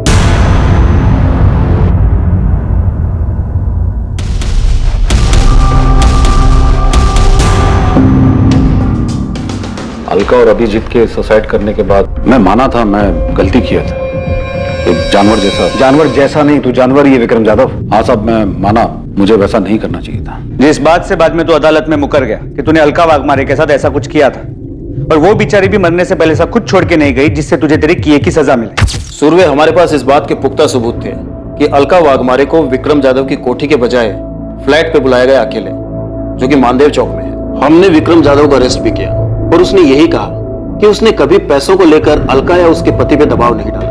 मूल तो छोड़ो, 2 साल से ब्याज भी नहीं दे पा रहे थे, जिसका इसने फायदा उठाया, और जब ये नहीं टूटा तो हमने इसके राइट हैंड प्रदीप को तोड़ा। एक आदमी और एक औरत ने सुसाइड किया प्रदीप, और तू जानता है कि ये सब तेरे उस जादव बाबू के इशारे पे हुआ है। देख, वो तो जेल में जाएगा ही, अगर तू नहीं बोला तो तू भी जेल जाएगा। सच बोल रहा हूँ, अलका मैंने खुद उधर आई थी। साहब ने खाली अभिजीत भाव को बोला था, अभिजीत भाव ने खुद अलका बहनी को उधर भेजा था। जादव भाव, इनके घर का कीमत अभी कुछ 14-15 लाख होगा, उतने में हो जाएगा। भाव, मैं हाथ जोड़ता हूं भाव, ऐसा मत करो भाव, सर से छत मत छीनो भाव, मैं सारा पैसे दे दूंगा भाव। तू खाली बोलता है, लौटाता नहीं। शुरू में खाली 4 महीना तू ब्याज भरा है, उसके बाद हर बार तू आता है खाली जबान देकर चला जाता है। अभी क्या करेगा तेरा खाली जबान का मैं? जैसे ऐसे होगा पैसे दे दूंगा भाव। ठीक है, अभी अगर तू ये जबान और दुहाई देने की बात छोड़कर कुछ और देने की बात करे तो मैं तेरा थोड़ा बहुत ब्याज, थोड़ा बहुत क्यों, बहुत सारा पैसा भी माफ कर सकता हूं। जादव भाव ने खाली प्रपोजल दिया था, कोई जबरदस्ती नहीं की थी। प्रपोजल नहीं कहते इसे, इसे कहते हैं मजबूरी का फायदा उठाना, समझा? जिस दिन तेरे सेठ ने अलका के साथ ये सब कुछ किया था ना, उसी दिन अलका और उसके पति अभिजीत ने सुसाइड कर लिया था। पाड़ेकर, तुम्हें क्या लगता है निकिता के केस में भी यही हुआ होगा? इस विक्रम जाधव ने निकिता के बाप को प्रपोजल दिया, विक्रम ने निकिता के साथ जबरदस्ती की और 100% यही हुआ। नहीं तो एक सीधी सादी पढ़ने लिखने वाली लड़की जिसकी लाइफ में कोई प्रॉब्लम नहीं है, वो भला अचानक सुसाइड क्यों करेगी? पता नहीं, लेकिन मुझे यकीन है कि ये सुसाइड नहीं, मर्डर है। फिर बोल नहीं सकता, मगर ये कंफर्म है कि ये आदमी औरतों के मामले में घटिया है। साहब मैं मानता हूं मैं गलत किया, पर अभिजीत और अलका के बाद आई शपथ मैंने सब कुछ नहीं किया। और ऊपर से जब मेरे को पता चला कि प्रताप राव के साथ ऐसा कुछ हुआ है, तो मैंने सामने से खुद जाकर उसका कर्जा माफ किया। तो तू अब धर्मात्मा बन गया है जो सामने से जाके माफ किया? मेरे साहब मैं धर्मात्मा नहीं बना साहब, मैं डर गया था। जब मुझे पता चला कि प्रताप राव के लड़की ने सुसाइड की करके, तो मेरी हालत टाइट हो गई। मैं समझ गया कि ले दे के प्रताप राव के कर्जे की बात सामने आएगी तो मेरी भी हिस्ट्री खुल जाएगी।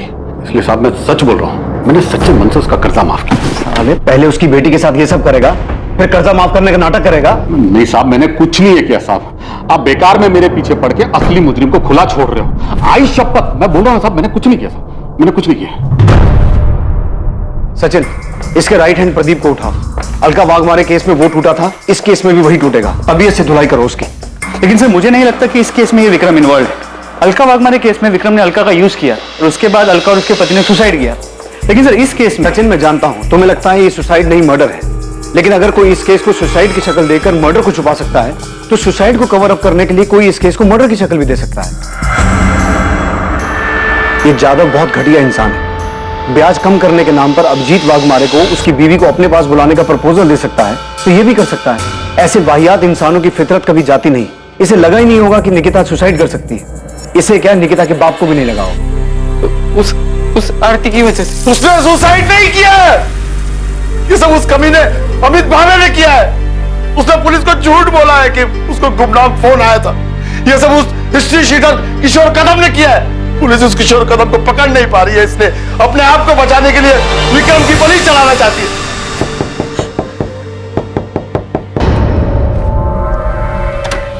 बताइए अब आप क्या नया बताने आए? बताने नहीं, पूछने आया। आपने हमें ये क्यों नहीं बताया कि विक्रम जाधव आपसे मिलने आया था और आप दोनों के बीच में डील हुई थी? मैं तुम लोगों का ख्याल रखेगा, तेरा भी शिवम का भी, समझ लेना। अब तेरे को कोई भी पैसा वापस देने का जरूरत नहीं है। मैं तेरा सारा कर्जा माफ कर रहा हूं। मैं तेरा दुख समझ सकता हूं। तो अगर वो खुद चल के मेरे पास आया और बोला कि तेरा कर्जा माफ, तो इसका मतलब आप ये निकालेंगे कि मैंने अपनी बेटी को उसके पास भेजा था? हम सिर्फ अपना काम कर रहे हैं। आपकी बेटी के मौत के बाद ये विक्रम जाधव जैसा घटिया आदमी अचानक इतना संत कैसे बन गया? मुझे नहीं पता, नहीं पता मुझे। मेरी हालत ठीक नहीं थी, इसलिए मैं पूछ भी नहीं पाया। इसका ब्याज टाइम पे दिया है मैंने, जाके पूछ लो उसको। विक्रम जाधव जो होगा सो होगा। आपकी हिम्मत कैसे है मेरे बारे में ऐसा सोचने की कि मैंने अपनी बेटी के साथ ऐसा कुछ किया है? ये सब उस अमित को बचाने के लिए तो नहीं कर रहे आप? कितना पैसा खिलाया उसने ये सब केस घुमाने के लिए, हा? और सुसाइड बोल के केस बंद करने के लिए कितना पैसा दिया है उसने? एक कॉल क्या आ गया मेरे फोन पे, आप लोग तो मेरे पीछे हाथ धोकर पड़ गए जैसे मर्डर मैं नहीं किया। किशोर कदम कहाँ है? अरे कौन किशोर कदम? मैं किसी की दो डंडे की औकात नहीं तेरी, हमें पता है। वो गुमनाम आदमी का फोन नहीं था, निकिता के फोन से वो फोन तुझे किशोर कदम ने किया था। मैं तो पूछ रहा हूँ, साहब लोग पूछेंगे नहीं, सीधा तेरी आवभगत शुरू करेंगे, आरती उतारेंगे तेरी लॉकअप में। कुणाल, पुलिस ने मेरे पीछे अपने लोग लगा रखे हैं, मेरे हर मूवमेंट पे नजर रख रहे हैं, मेरे फोन रिकॉर्ड्स तक निकलवा रहे हैं। तेरे को क्या लगा आरती, तू विनीत के लिए बावलो जैसी हरकतें करेगी और उसके बाद तेरे से कोई कुछ सवाल नहीं पूछेगा? मैंने कभी नहीं सोचा था कि निकिता के साथ ये झगड़ा उसके मौत पे खत्म होगा। तू मेरे पे इल्जाम डाल रही है क्या? देख, पुलिस को मेरे ऊपर पहले से शक है, तो क्यों ये सब बोलकर उनका शक गहरा कर रही है? और तो तू वहां पे करने क्या गया था जहाँ पे निकिता की बॉडी मिली थी? कहीं तूने तो नहीं? वाह वाह आरती, सही कर रही है। पर याद रख, अगर तू ये सब मेरे पर थोपेगी ना, तो तू भी मेरे साथ कटघरे में। मैं समझ गया तू कितनी सेल्फिश है। तूने विनीत के लिए मेरा यूज किया, और अब जब निकिता मर गई तो खुद को बचाने के लिए मुझे बलि का बकरा बना रही है। एक बात याद रख, अगर तू मुझे फंसाएगी ना तो तू भी नहीं बचेगी।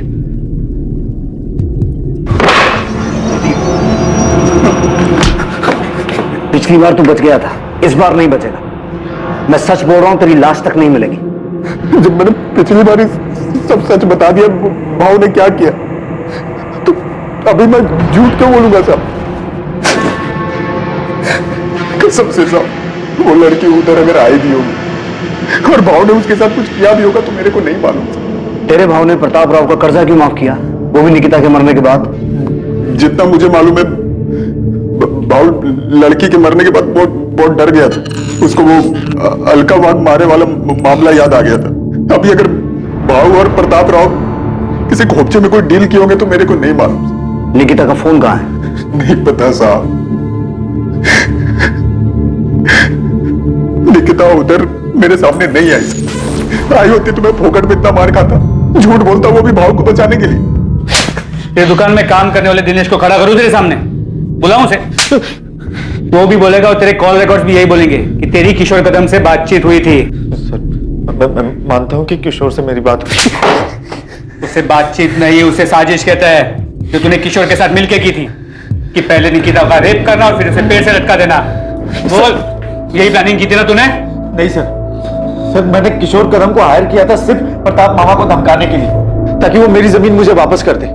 और जो केस कोर्ट में चल रहा है वो केस कोर्ट के बाहर ही खत्म हो जाए। केस तो बहुत लंबा चलेगा और बहुत भारी पड़ेगा तुझ पे। सिर्फ धमकी देने के लिए हायर किया था उसे, तो प्रताप राव को धमकी दी उसने? सर, मुझे नहीं पता कि काम किया कि नहीं किया, लेकिन निकिता को नुकसान पहुंचाने जैसी कोई बात नहीं हुई थी। भाव, खाली धमकी देने से कुछ नहीं होगा। उनको मालूम हो जाएगा धमकी तुम दिलवाए। पहले से कितना लुच्चा है तुम लोगों का, मालूम नहीं है तुमको? अब लेकिन ऐसा कुछ और नहीं करने का है, सिर्फ धमकी देना है, सिर्फ धमकी। तो ये बोले ना उसका एक बेटा है, एक बेटी है, दोनों में से किसी एक को। अरे नहीं, ऐसा कुछ नहीं कराना है। ठीक है, फिर खाली धमकी का 1 लाख लगेगा, 50 एडवांस। और एक बार धमकी देने से कुछ नहीं होगा, कम से कम 3-4 बार देनी पड़ेगी, तब जाके असर होगा। ठीक है, ये रहा एडवांस। और याद रहे, हाँ, सिर्फ धमकी देनी है, सिर्फ धमकी। किशोर कदम कहाँ है? सर, मुझे नहीं पता कहाँ है। तूने निकिता को इसीलिए टारगेट किया था ना कि तूने उसे सेटलमेंट करवाने के लिए फोन किया था और उसने तुझे उल्टा सुना दिया? नहीं सर, मैंने ऐसा कुछ भी नहीं करवाया और किशोर को सिर्फ मैंने जबानी धमकी देने के लिए कहा। और तुझे क्या लगा वो इतना दूध का दूल्हा है कि तू जितना कहेगा वो उतना ही करेगा? साले रेप की हिस्ट्री है उसकी। किशोर कदम का फोन कब से बंद है? जब से क्या? जब से निकिता के नंबर से मेरे नंबर पे फोन आया था तब से उसका नंबर बंद है। तुझे उस दिन फोन किशोर ने किया था, अपने फोन की बजाय निकिता के फोन से। उल्टा तुझे ही टोपी पहना गया वो, है ना? तो मुझे भी उस दिन 1 मिनट के लिए ऐसा ही लगा था कि कहीं किशोर ने कोई अलग कांड तो नहीं कर दिया, लेकिन मैं सच कह रहा हूं, उस दिन फोन पर किशोर नहीं था। अजीब आदमी है, कुछ भी बकवास किया जा रहा है। तो मुझे बाद में ठनका कि कहीं किशोर ने मुझे फंसाने की कोई चाल तो नहीं चल दी। सर, मैं बहुत घबरा गया था। मैंने किशोर को फोन किया, उसका फोन बंद आ रहा था। सर, आज तक बंद है। तो तू उसी टाइम समझ गया था कि बहन मतलब निकिता और किशोर ने 100% उसके साथ कुछ किया है? उस दिन किशोर को सिर्फ मैंने धमकी देने के लिए कहा था और कुछ नहीं। और जो फोन पे आवाज थी सर, वो किशोर की नहीं थी। सर, मैं सच कह रहा हूं, मैं झूठ नहीं कह रहा। उस समय तक सारे नंबर मेरे मोबाइल में ट्रांसफर नहीं हुए थे और किशोर को सिर्फ मैंने धमकी देने के लिए पैसे दिए थे। अच्छा, मतलब वो रेप और मर्डर उसने अपने मन से किए थे। चल, मान लिया हमने कि तू बहुत ही शरीफ आदमी है। जा महाबलेश्वर, जा अपने घर, जा आराम कर, जा।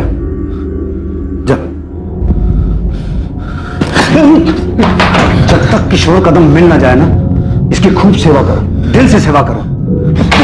निकिता के साथ जो कुछ भी हुआ है, यही साला उसकी जड़ है। सर, मैं सच कह रहा हूं, मैंने कुछ नहीं किया सर।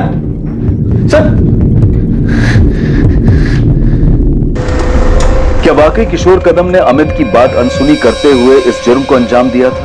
अमित भावे की बात का तथ्य तब तक साबित नहीं हो सकता था जब तक किशोर कदम पुलिस के हाथ नहीं लगता और उससे पूछताछ नहीं हो जाती।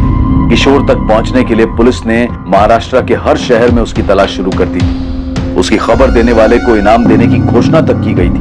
किशोर को गिरफ्त में लेने के लिए शहर और शहर के बाहर के सभी पुलिस नेटवर्क उसकी तलाश में लगा दिए गए थे। मुझे किशोर कदम नाम के आदमी ने कभी कोई धमकी नहीं दी, पर इस बात में कोई शक नहीं है कि जो कुछ मेरी बेटी के साथ हुआ है उसमें अमित का हाथ। सीधे सीधे इस सवाल का जवाब दीजिए। जब हमने आपसे पहले पूछा था कि आपका किसी के साथ कोई झगड़ा है, कोई दुश्मनी है, तब आपने हमें क्यों नहीं बताया? मुझे पता नहीं था साहब। मैं सोच भी नहीं सकता था कि जो आदमी मेरा रिश्तेदार है वो जमीन की लालच में इस हद तक गिर सकता है। मुझे ये भी कहां पता था कि निकिता का कोई बॉयफ्रेंड था, और ना ये पता था कि रोज की तरह वो उस दिन भी कॉलेज तो जा रही थी और कभी लौट कर नहीं आई थी, और मिलेगी भी तो इस हाल में। किशोर कदम अब पुलिस के लिए सबसे अहम संदिग्ध था, पर क्या वो सच में गुनहगार था? अमित ने जो उसे काम सौंपा था उसने उससे बढ़कर ये घिनौनी हरकत की थी। दूसरी तरफ विक्रम जाधव, जिसने निकिता के पिता को कर्जा दिया था, और कुणाल सामंत, जिसने अपनी बहन के लिए विनीत को धमकी दी थी, वो दोनों भी संदिग्ध बने हुए थे, लेकिन उनके खिलाफ कोई पुख्ता सबूत नहीं मिल पा रहे। इन सब के अलावा भी कोई था जो इन घटनाओं से परेशान था जो निकिता के साथ घटी थी। ऐसा भी कुछ था जो निकिता का बॉयफ्रेंड विनीत शुरू से जानता था, या शायद बहुत कुछ जानता था जो उसने पुलिस को नहीं बताया था। क्या विनीत कुछ छुपा रहा था? सर, किशोर कदम कोल्हापुर में पकड़ा गया है। ग्रेट। इस केस की सबसे अहम कड़ी अब हमारे हाथ लगी है। प्रतिमा, क्या लगता है तुम्हें, विक्रम जाधव और कुणाल सामंत को अब अंदर रखने से कोई फायदा है? उनसे और कुछ मिल सकता है? सर, विक्रम जाधव के एंगल में अभी तक हमें कुछ भी नहीं मिला है। हमने काफी लोगों से पूछा, काफी छानबीन की, लेकिन किसी ने भी निकिता को उसकी कोठी या फिर उस फ्लैट के आसपास नहीं देखा जहाँ पे उसने अलका वाघमारे को बुलाया था। और कुणाल सामंत? सर, उससे भी हर तरीके से पूछताछ की, लेकिन वो टूटने को तैयार ही नहीं है। सर, मुझे अभी भी लगता है कि आरती का इससे लेना देना है। जो अमित के केस में है वो आरती के साथ भी हो सकता है। कि बात सिर्फ निकिता को विनीत से अलग करने की थी, लेकिन कुणाल उससे आगे बढ़ गया। सर, अब तो आरती को भी लगता है कि कुणाल ने किया है। बोल रहा हूँ ना साहब, मैं 27 अप्रैल को था ही नहीं इधर ही सतारा में। किशोर तो एक केस में बेल पे है ना, पर घबरा मत, इस केस में तो जेल नहीं जाएगा। हाँ साहब, इधर एनकाउंटर करके केस बंद करने का प्लान है, तो इधर ही ठोक दो ना। काय को काली पोपट सतारा में लेके जा रहे हो? मैंने तो सिर्फ अपना हिस्सा मांगा था। क्या गलत कर रहा था? क्या गलत था इसमें? ऐसे किसी गुंडे को पैसे देकर धमकी दिलवाना सही काम है? पैसे देकर धमकी इसलिए दिलवाई ताकि कोर्ट के बाहर से मामला सेटल हो जाए। अमित जो आदमी गुंडा है, पैसे लेकर धमकी दे रहा है, बहुत कुछ करेगा तो रोक लेगा उसे। फंसा दिया ना उसने तुझे। सोचा है कभी तेरी वजह से निकिता के साथ में क्या हुआ है? भाई, मैंने उससे नहीं कहा निकिता के साथ ये सब करने के लिए। मैंने तो सिर्फ उससे कहा। अमित, याद रखना, अगर ये पता चला ना कि निकिता के साथ में उसी ने सब कुछ किया तो तू भी उसी जुर्म में अंदर जाएगा। जरा से जमीन के लालच ने तुझे क्या से क्या बना दिया।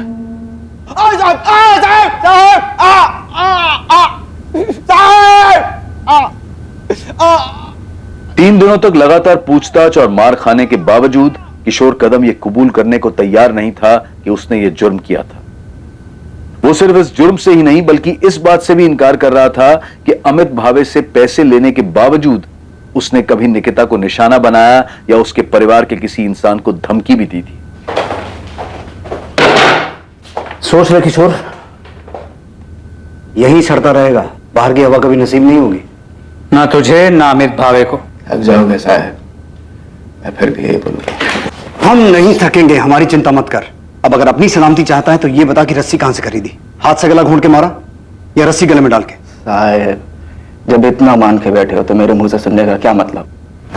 साहब, मैंने पैसा धमकी देने के लिए लिया था और वो भी नहीं दिया, खाली पैसा कब्जी किया। लड़की का छोड़ो साहब, उसकी फैमिली के किसी एक आदमी के पीछे नहीं गया मैं। आप लोग मेरे को एड़ा समझते हो क्या? मैं लड़की के फोन से अमित को फोन करूंगा, मेरे को समझ में नहीं आता क्या? क्या देख रहे हो साहब, मैंने उस लड़की के साथ कुछ भी नहीं किया है। किसने नहीं किया? विक्रम जाधव ने नहीं किया, कुणाल सामंत ने नहीं किया, तो फिर किया किसने? सर, प्रतिमा विनीत से बात कर रही है, उसके और निकिता की आखिरी मीटिंग के बारे में। प्रतिमा को अब भी लगता है कि विनीत पूरा सच नहीं बता रहा, कुछ छुपा रहा है। मैडम, मैं कुछ नहीं छुपा रहा हूँ, सच बोल रहा हूँ। आरती के भाई ने तुझे धमकी दी। आरती और निकिता के बीच में तेरी वजह से झगड़ा चल रहा था, और निकिता ये भी जानती थी कि तू आरती को मैसेज करता था, फिर भी निकिता तेरे जैसे डबल ढोलकी पे विश्वास करती कि। मैडम, मैं कोई डबल ढोलकी नहीं हूँ। आरती के साथ मेरा कुछ नहीं था, मैं निकिता से प्यार करता था। हाँ, कुछ टाइम के लिए मैं आरती की तरफ अट्रैक्ट हो गया था, और निकिता कुछ ज्यादा इस बात से डर गई। और इसी बात का डर उसे उस दिन भी था ना? नहीं, वो नाराज थी कि मैंने आरती को मैसेज की, और इसी बात से परेशान थी। वो ये समझ ही नहीं रही थी कि वो मुझे लेके बहुत ज्यादा पोजेसिव हो रही थी। परेशान हो गया था उसकी इस आदत से। और इस परेशानी का हल तूने ये निकाला कि उसे। नहीं, बिल्कुल नहीं। हाँ, बस थोड़ा तंग जरूर आ गया। निकिता, तुम सिर्फ अपने बारे में सोचती हो, तुम्हें जो ठीक लगता है वही हो, और मैं चाहूं या ना चाहूं मुझे भी वही करना पड़े। अब मुझे भी लग रहा है कि मुझे सोचने के लिए टाइम चाहिए। क्या सोचने के लिए टाइम चाहिए? कि क्या बहाना बना के मुझे छोड़ सको, कैसे उस आरती के पास जा सको। मुझे अपने बारे में सोचने के लिए टाइम चाहिए, क्या सही है क्या नहीं। हर बात तुम्हारे और आरती के बारे में नहीं होती। पक चुका हूं यार तुम दोनों से। क्या कहा तुमने? तुम पक चुके हो मुझसे? निकिता, हमें एक दूसरे को थोड़ा टाइम देना चाहिए, ये हम दोनों के लिए अच्छा रहेगा।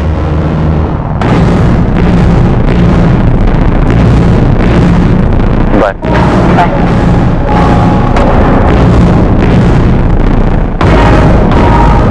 आरती को लेकर उस दिन फिर हमारे बीच में झगड़ा हुआ।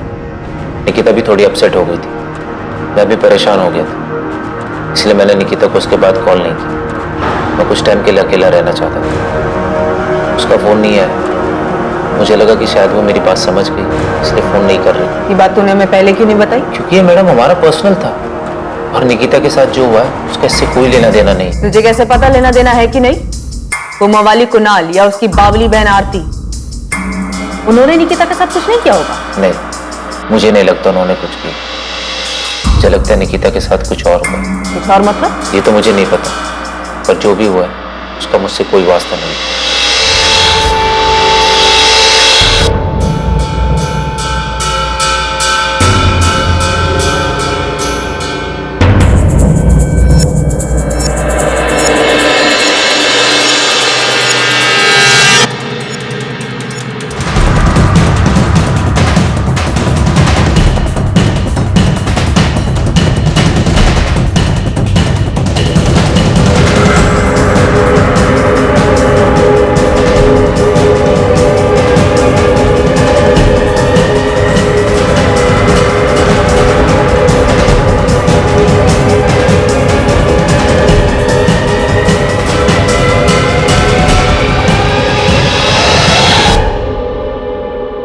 सर, मुझे लगता है कि हम इस बात पे अटक गए हैं कि निकिता का मर्डर हुआ है, जो कि इन सस्पेक्ट में से किसी ने अपना मकसद पूरा करने के लिए किया है। प्रतिमा, फिर से ये मत कहना कि तुम्हें अब भी लगता है कि ये सुसाइड का केस।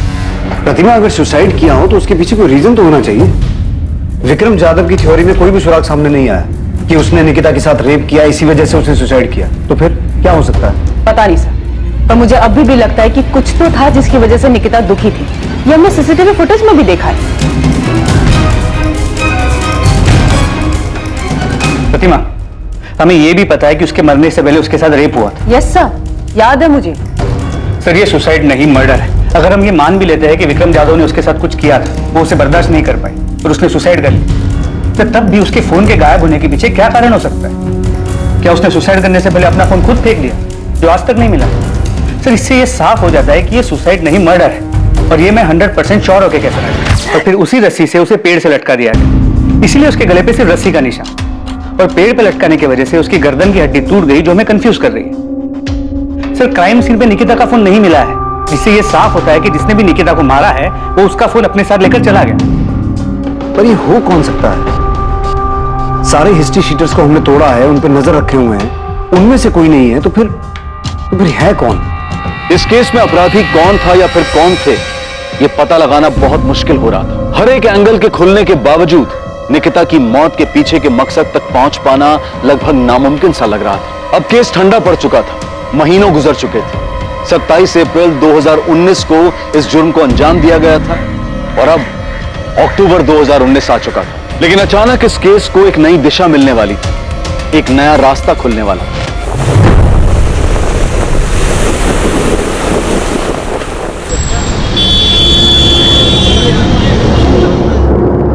हाँ, IMEI नंबर यही है। ये निकिता आप्टे का ही फोन है। कहाँ ऑन हुआ ये फोन? मुंबई में ऑन हुआ? जी सर। और निकिता के फोन में जो नंबर यूज हो रहा है वो ये है 44761। इस नंबर की पूरी डिटेल्स मंगवा ली है। हमने अपने नंबर से कॉल नहीं किया, मोहिते को भेजा है PCO से कॉल करने के लिए, ताकि पता चल सके कि ये नंबर ऑन है या नहीं। सर, ये नंबर ऑन है। मैंने PCO से फोन किया, ऐसे ही कोई नाम बदल कर बात की। किसी आदमी ने फोन उठाया था, बोला कि आपने जो नंबर लगाया रॉन्ग नंबर है। मैंने पूछा ये मुंबई का नंबर है? उसने कहा हाँ। सर, मैंने उससे और कुछ नहीं पूछा, ये सोच करके कहीं वो अलर्ट ना हो जाए। गुड, एड्रेस निकालो और उठाओ इस आदमी को। जी सर। और उसे पता ना चले कि हम उसके पीछे हैं।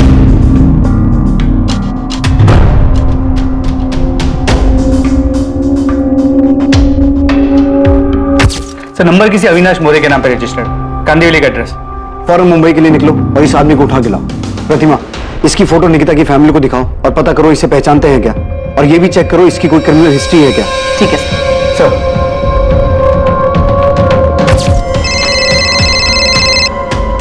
हाँ प्रतिमा, इस अविनाश मौर्य का कुछ मिला? नहीं सर, निकिता की फैमिली भी इसे नहीं पहचानती। उन्होंने तो उसका नाम तक नहीं सुना। ताज्जुब की बात, इस अविनाश मौर्य ने अब तक फोन स्विच ऑफ नहीं किया, लगातार ऑन आ रहा है। सर मैंने साइबर टीम से दोबारा चेक किया, ये निकिता का ही फोन है।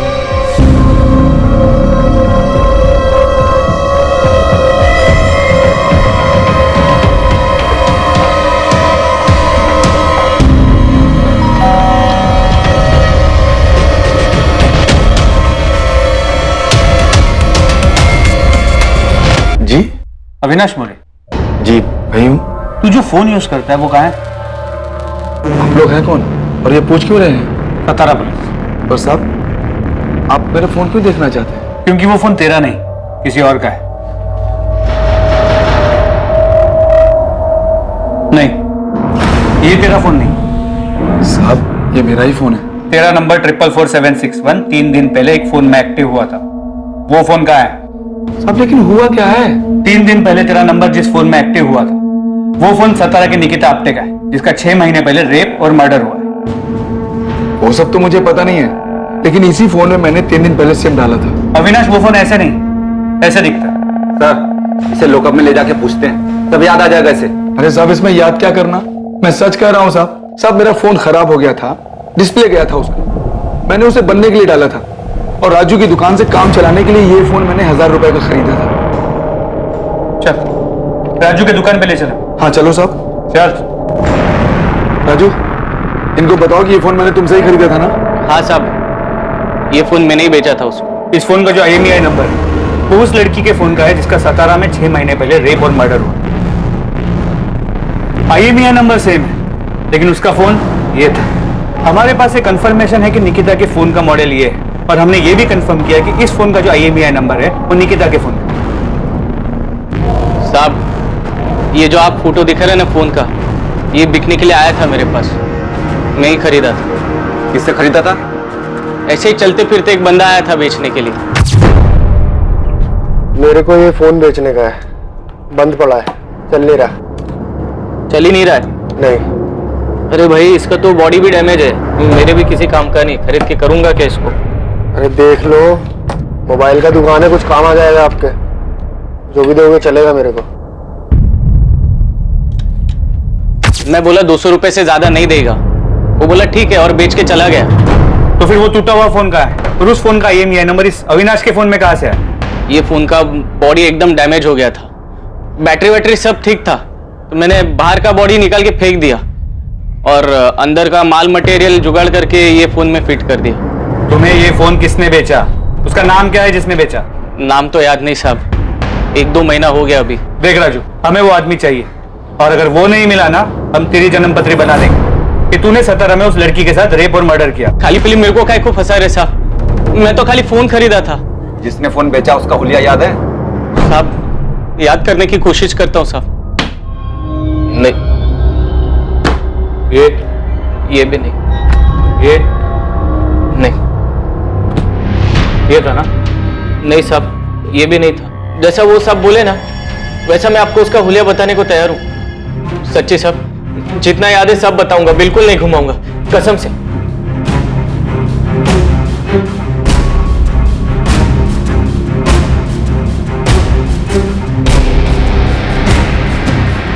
सर राजू सच बोल रहा है, उसे जितना याद था उसने पूरी ईमानदारी के साथ याद करके स्केच बनवाया। ठीक है, फिर भी यहाँ मुंबई पुलिस को बोलता हूँ इस राजू पे नजर रखें, और तुम पता करो कि निकिता के पहचान में कोई है जो स्केच वाले आदमी को जानता है। ठीक है सर।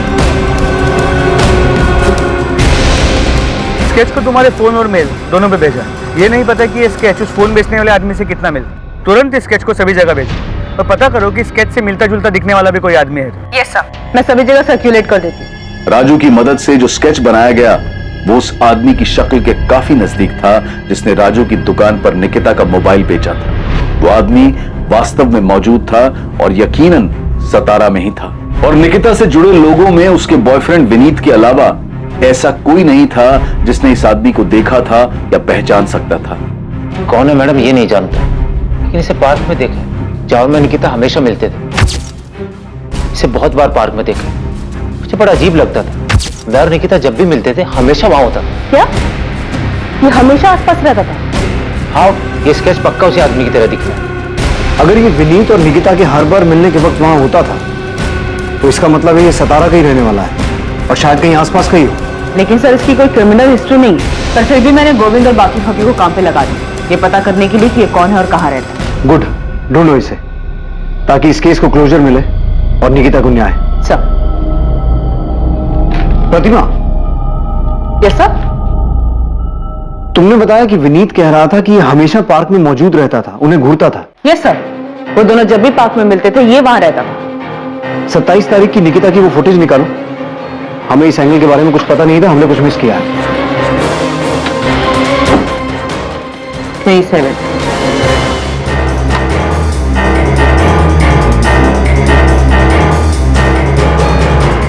ये निकिता निकली, इसके पीछे तो नहीं दिख रहा है। एक काम करो, निकिता के दिखने से 5-10 मिनट पहले का फोटो चेक करो।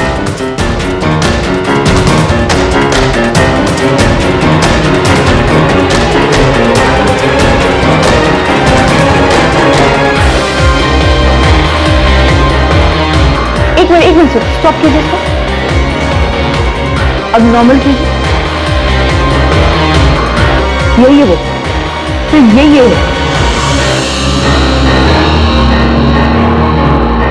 हाँ हाँ सर, ये वही आदमी है। क्या इसी ने निकिता के साथ निकिता का मोबाइल इसके पास था जो इसने मुंबई में जाके बेचा। ये है कौन? साहब इस तरफ प्रशांत केलकर नाम है इसका, इलेक्ट्रिशियन है, यही सातारा का ही है। पुलिस ने इस आदमी का स्केच बनवाया था, उसे 27 अप्रैल की सीसीटीवी फुटेज में पहचान लिया गया और पुलिस अपने मुखबिर की मदद से उस तक पहुंच गई। जी चल आजा। क्या हुआ साहब, क्या बात हो गई? साले 6 महीने से भटका रहा है, पूछ रहा है क्या हो गया? मुझे नहीं पता क्या हुआ। चल अब चल। प्रशांत केलकर नाम है उसका, इलेक्ट्रिशियन है। विनीत ने बताया कि निकिता विनीत जब भी पार्क में मिलते थे ये हमेशा वहां होता था। ये कौन? ये किशोर कदम की तरह कोई दूसरा आदमी है जिसको अमित ने पैसे देकर निकिता को? नहीं, प्रशांत हिस्ट्री शीटर नहीं। उसे पुलिस स्टेशन ला रहे हैं, फिर पूछताछ करेंगे उससे। मैडम, इस आदमी का मेरी बहन से क्या लेना देना? पता नहीं शिवम, अभी कुछ नहीं बता सकता। ऐसे ही बोलेगा या इलेक्ट्रिक शॉक खाएगा? बिना झटका खाए बोल दे, बेहतर है। निकिता का फोन तेरे पास था, उस मोबाइल शॉप वाले राजू ने तुझे पहचान लिया। ऐसे प्यार से नहीं बोलेगा सचिन। प्रशांत केलकर, निकिता के साथ वो सब तूने किया ना? मैं सही बोल रहा हूँ?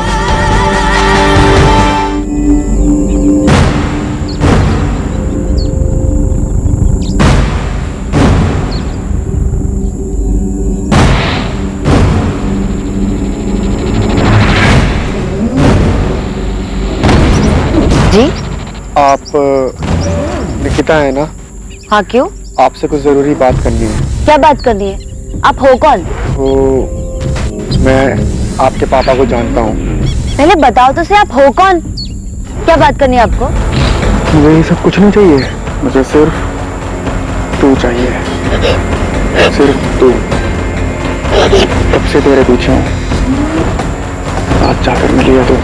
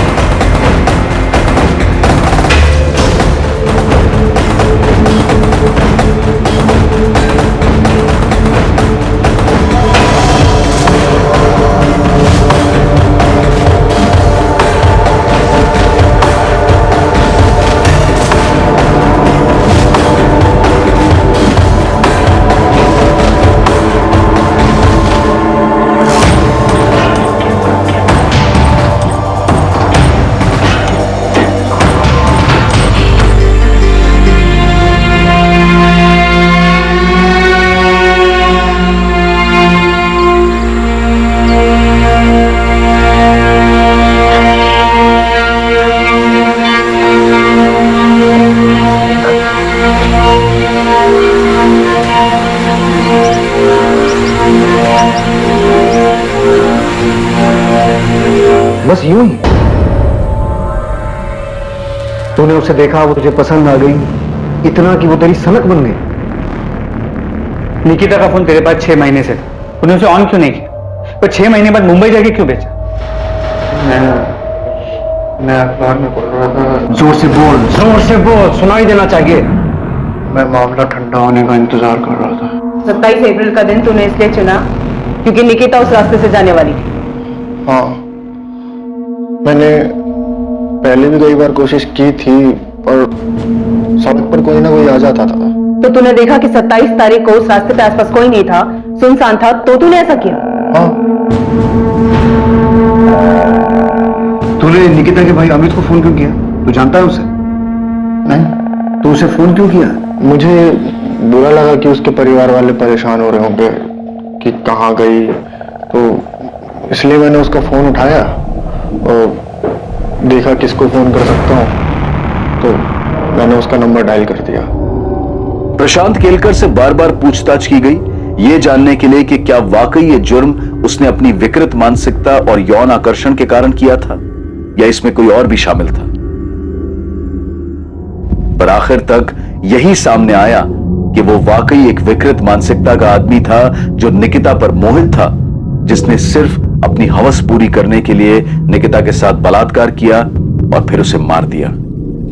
अपराधी अपराध का मकसद और जिस तरह से इस जुर्म को अंजाम दिया गया था, उसने पुलिस तक को हैरान कर दिया था। इस केस में निकिता के परिवार में जो भी मनमुटाव था वो सामने आ गया था। इस केस के जरिए संपत्ति को लेकर चल रहे विवाद के कारण कोई अपना ही निकिता के पिता को धमकी देने, डराने जैसे गलत इरादे रखता था, वो भी सामने आ गया। साथ ही एक लड़के को लेकर लव ट्रायंगल, प्यार के नाम पर दीवानगी भी सामने आई, जिसमें 2 बेस्ट फ्रेंड्स के बीच एक लड़के की वजह से दोस्ती में कड़वाहट आ गई थी। पर निकिता के बलात्कार और हत्या का जो अपराधी था, वो निकिता और उसके जानने वालों के लिए चेहरे से, नाम से पूरी तरह से गुमनाम था। प्रशांत केलकर का इससे पहले कोई क्रिमिनल रिकॉर्ड नहीं था और साथ ही मनोवैज्ञानिक जांच में भी ऐसा कुछ सामने नहीं आया कि उसे कोई मानसिक बीमारी थी। वो पूरी तरह से सामान्य था। यह बेहद दुखद है कि 19 साल की निकिता को किसी की सनक और दिमागी गंदगी की वजह से अपनी जान गंवानी पड़ी। इस केस में जो सबसे बड़ा सवाल पैदा होता है वो ये कि ऐसी विकृत मानसिकता जो सड़क पर चलते इंसानों को, अपने आसपास के लोगों को शोषण का सामान मानती है, उस विकृत मानसिकता को पहचाना कैसे जाए? दरअसल ये मुश्किल है, आसान नहीं है। लेकिन जब भी किसी पर कोई शक हो या पता चले कि आपके आसपास ऐसा कोई व्यक्ति है, तो तुरंत उसकी शिकायत करें। ऐसे लोगों से डरने की बजाय हिम्मत दिखाकर पुलिस में उनकी शिकायत करें और उन्हें उनकी सही जगह पर पहुंचाएं। खुद को और अपने आसपास के माहौल को सुरक्षित बनाएं। अब मैं अनूप सोनी आपसे विदा लेता हूं। फिर मुलाकात होगी एक और नए केस के साथ। देखते रहें क्राइम पेट्रोल सतर्क, सोमवार से शुक्रवार रात 10:30 बजे। और याद रखें, क्राइम और आपके बीच में सिर्फ इतना फर्क है कि आप कितने सतर्क हैं। सतर्क रहें, सुरक्षित रहें। जय हिंद। इस तरह के और भी एपिसोड देखने के लिए हमारे चैनल को सब्सक्राइब करें और बेल आइकन दबाना ना भूलें।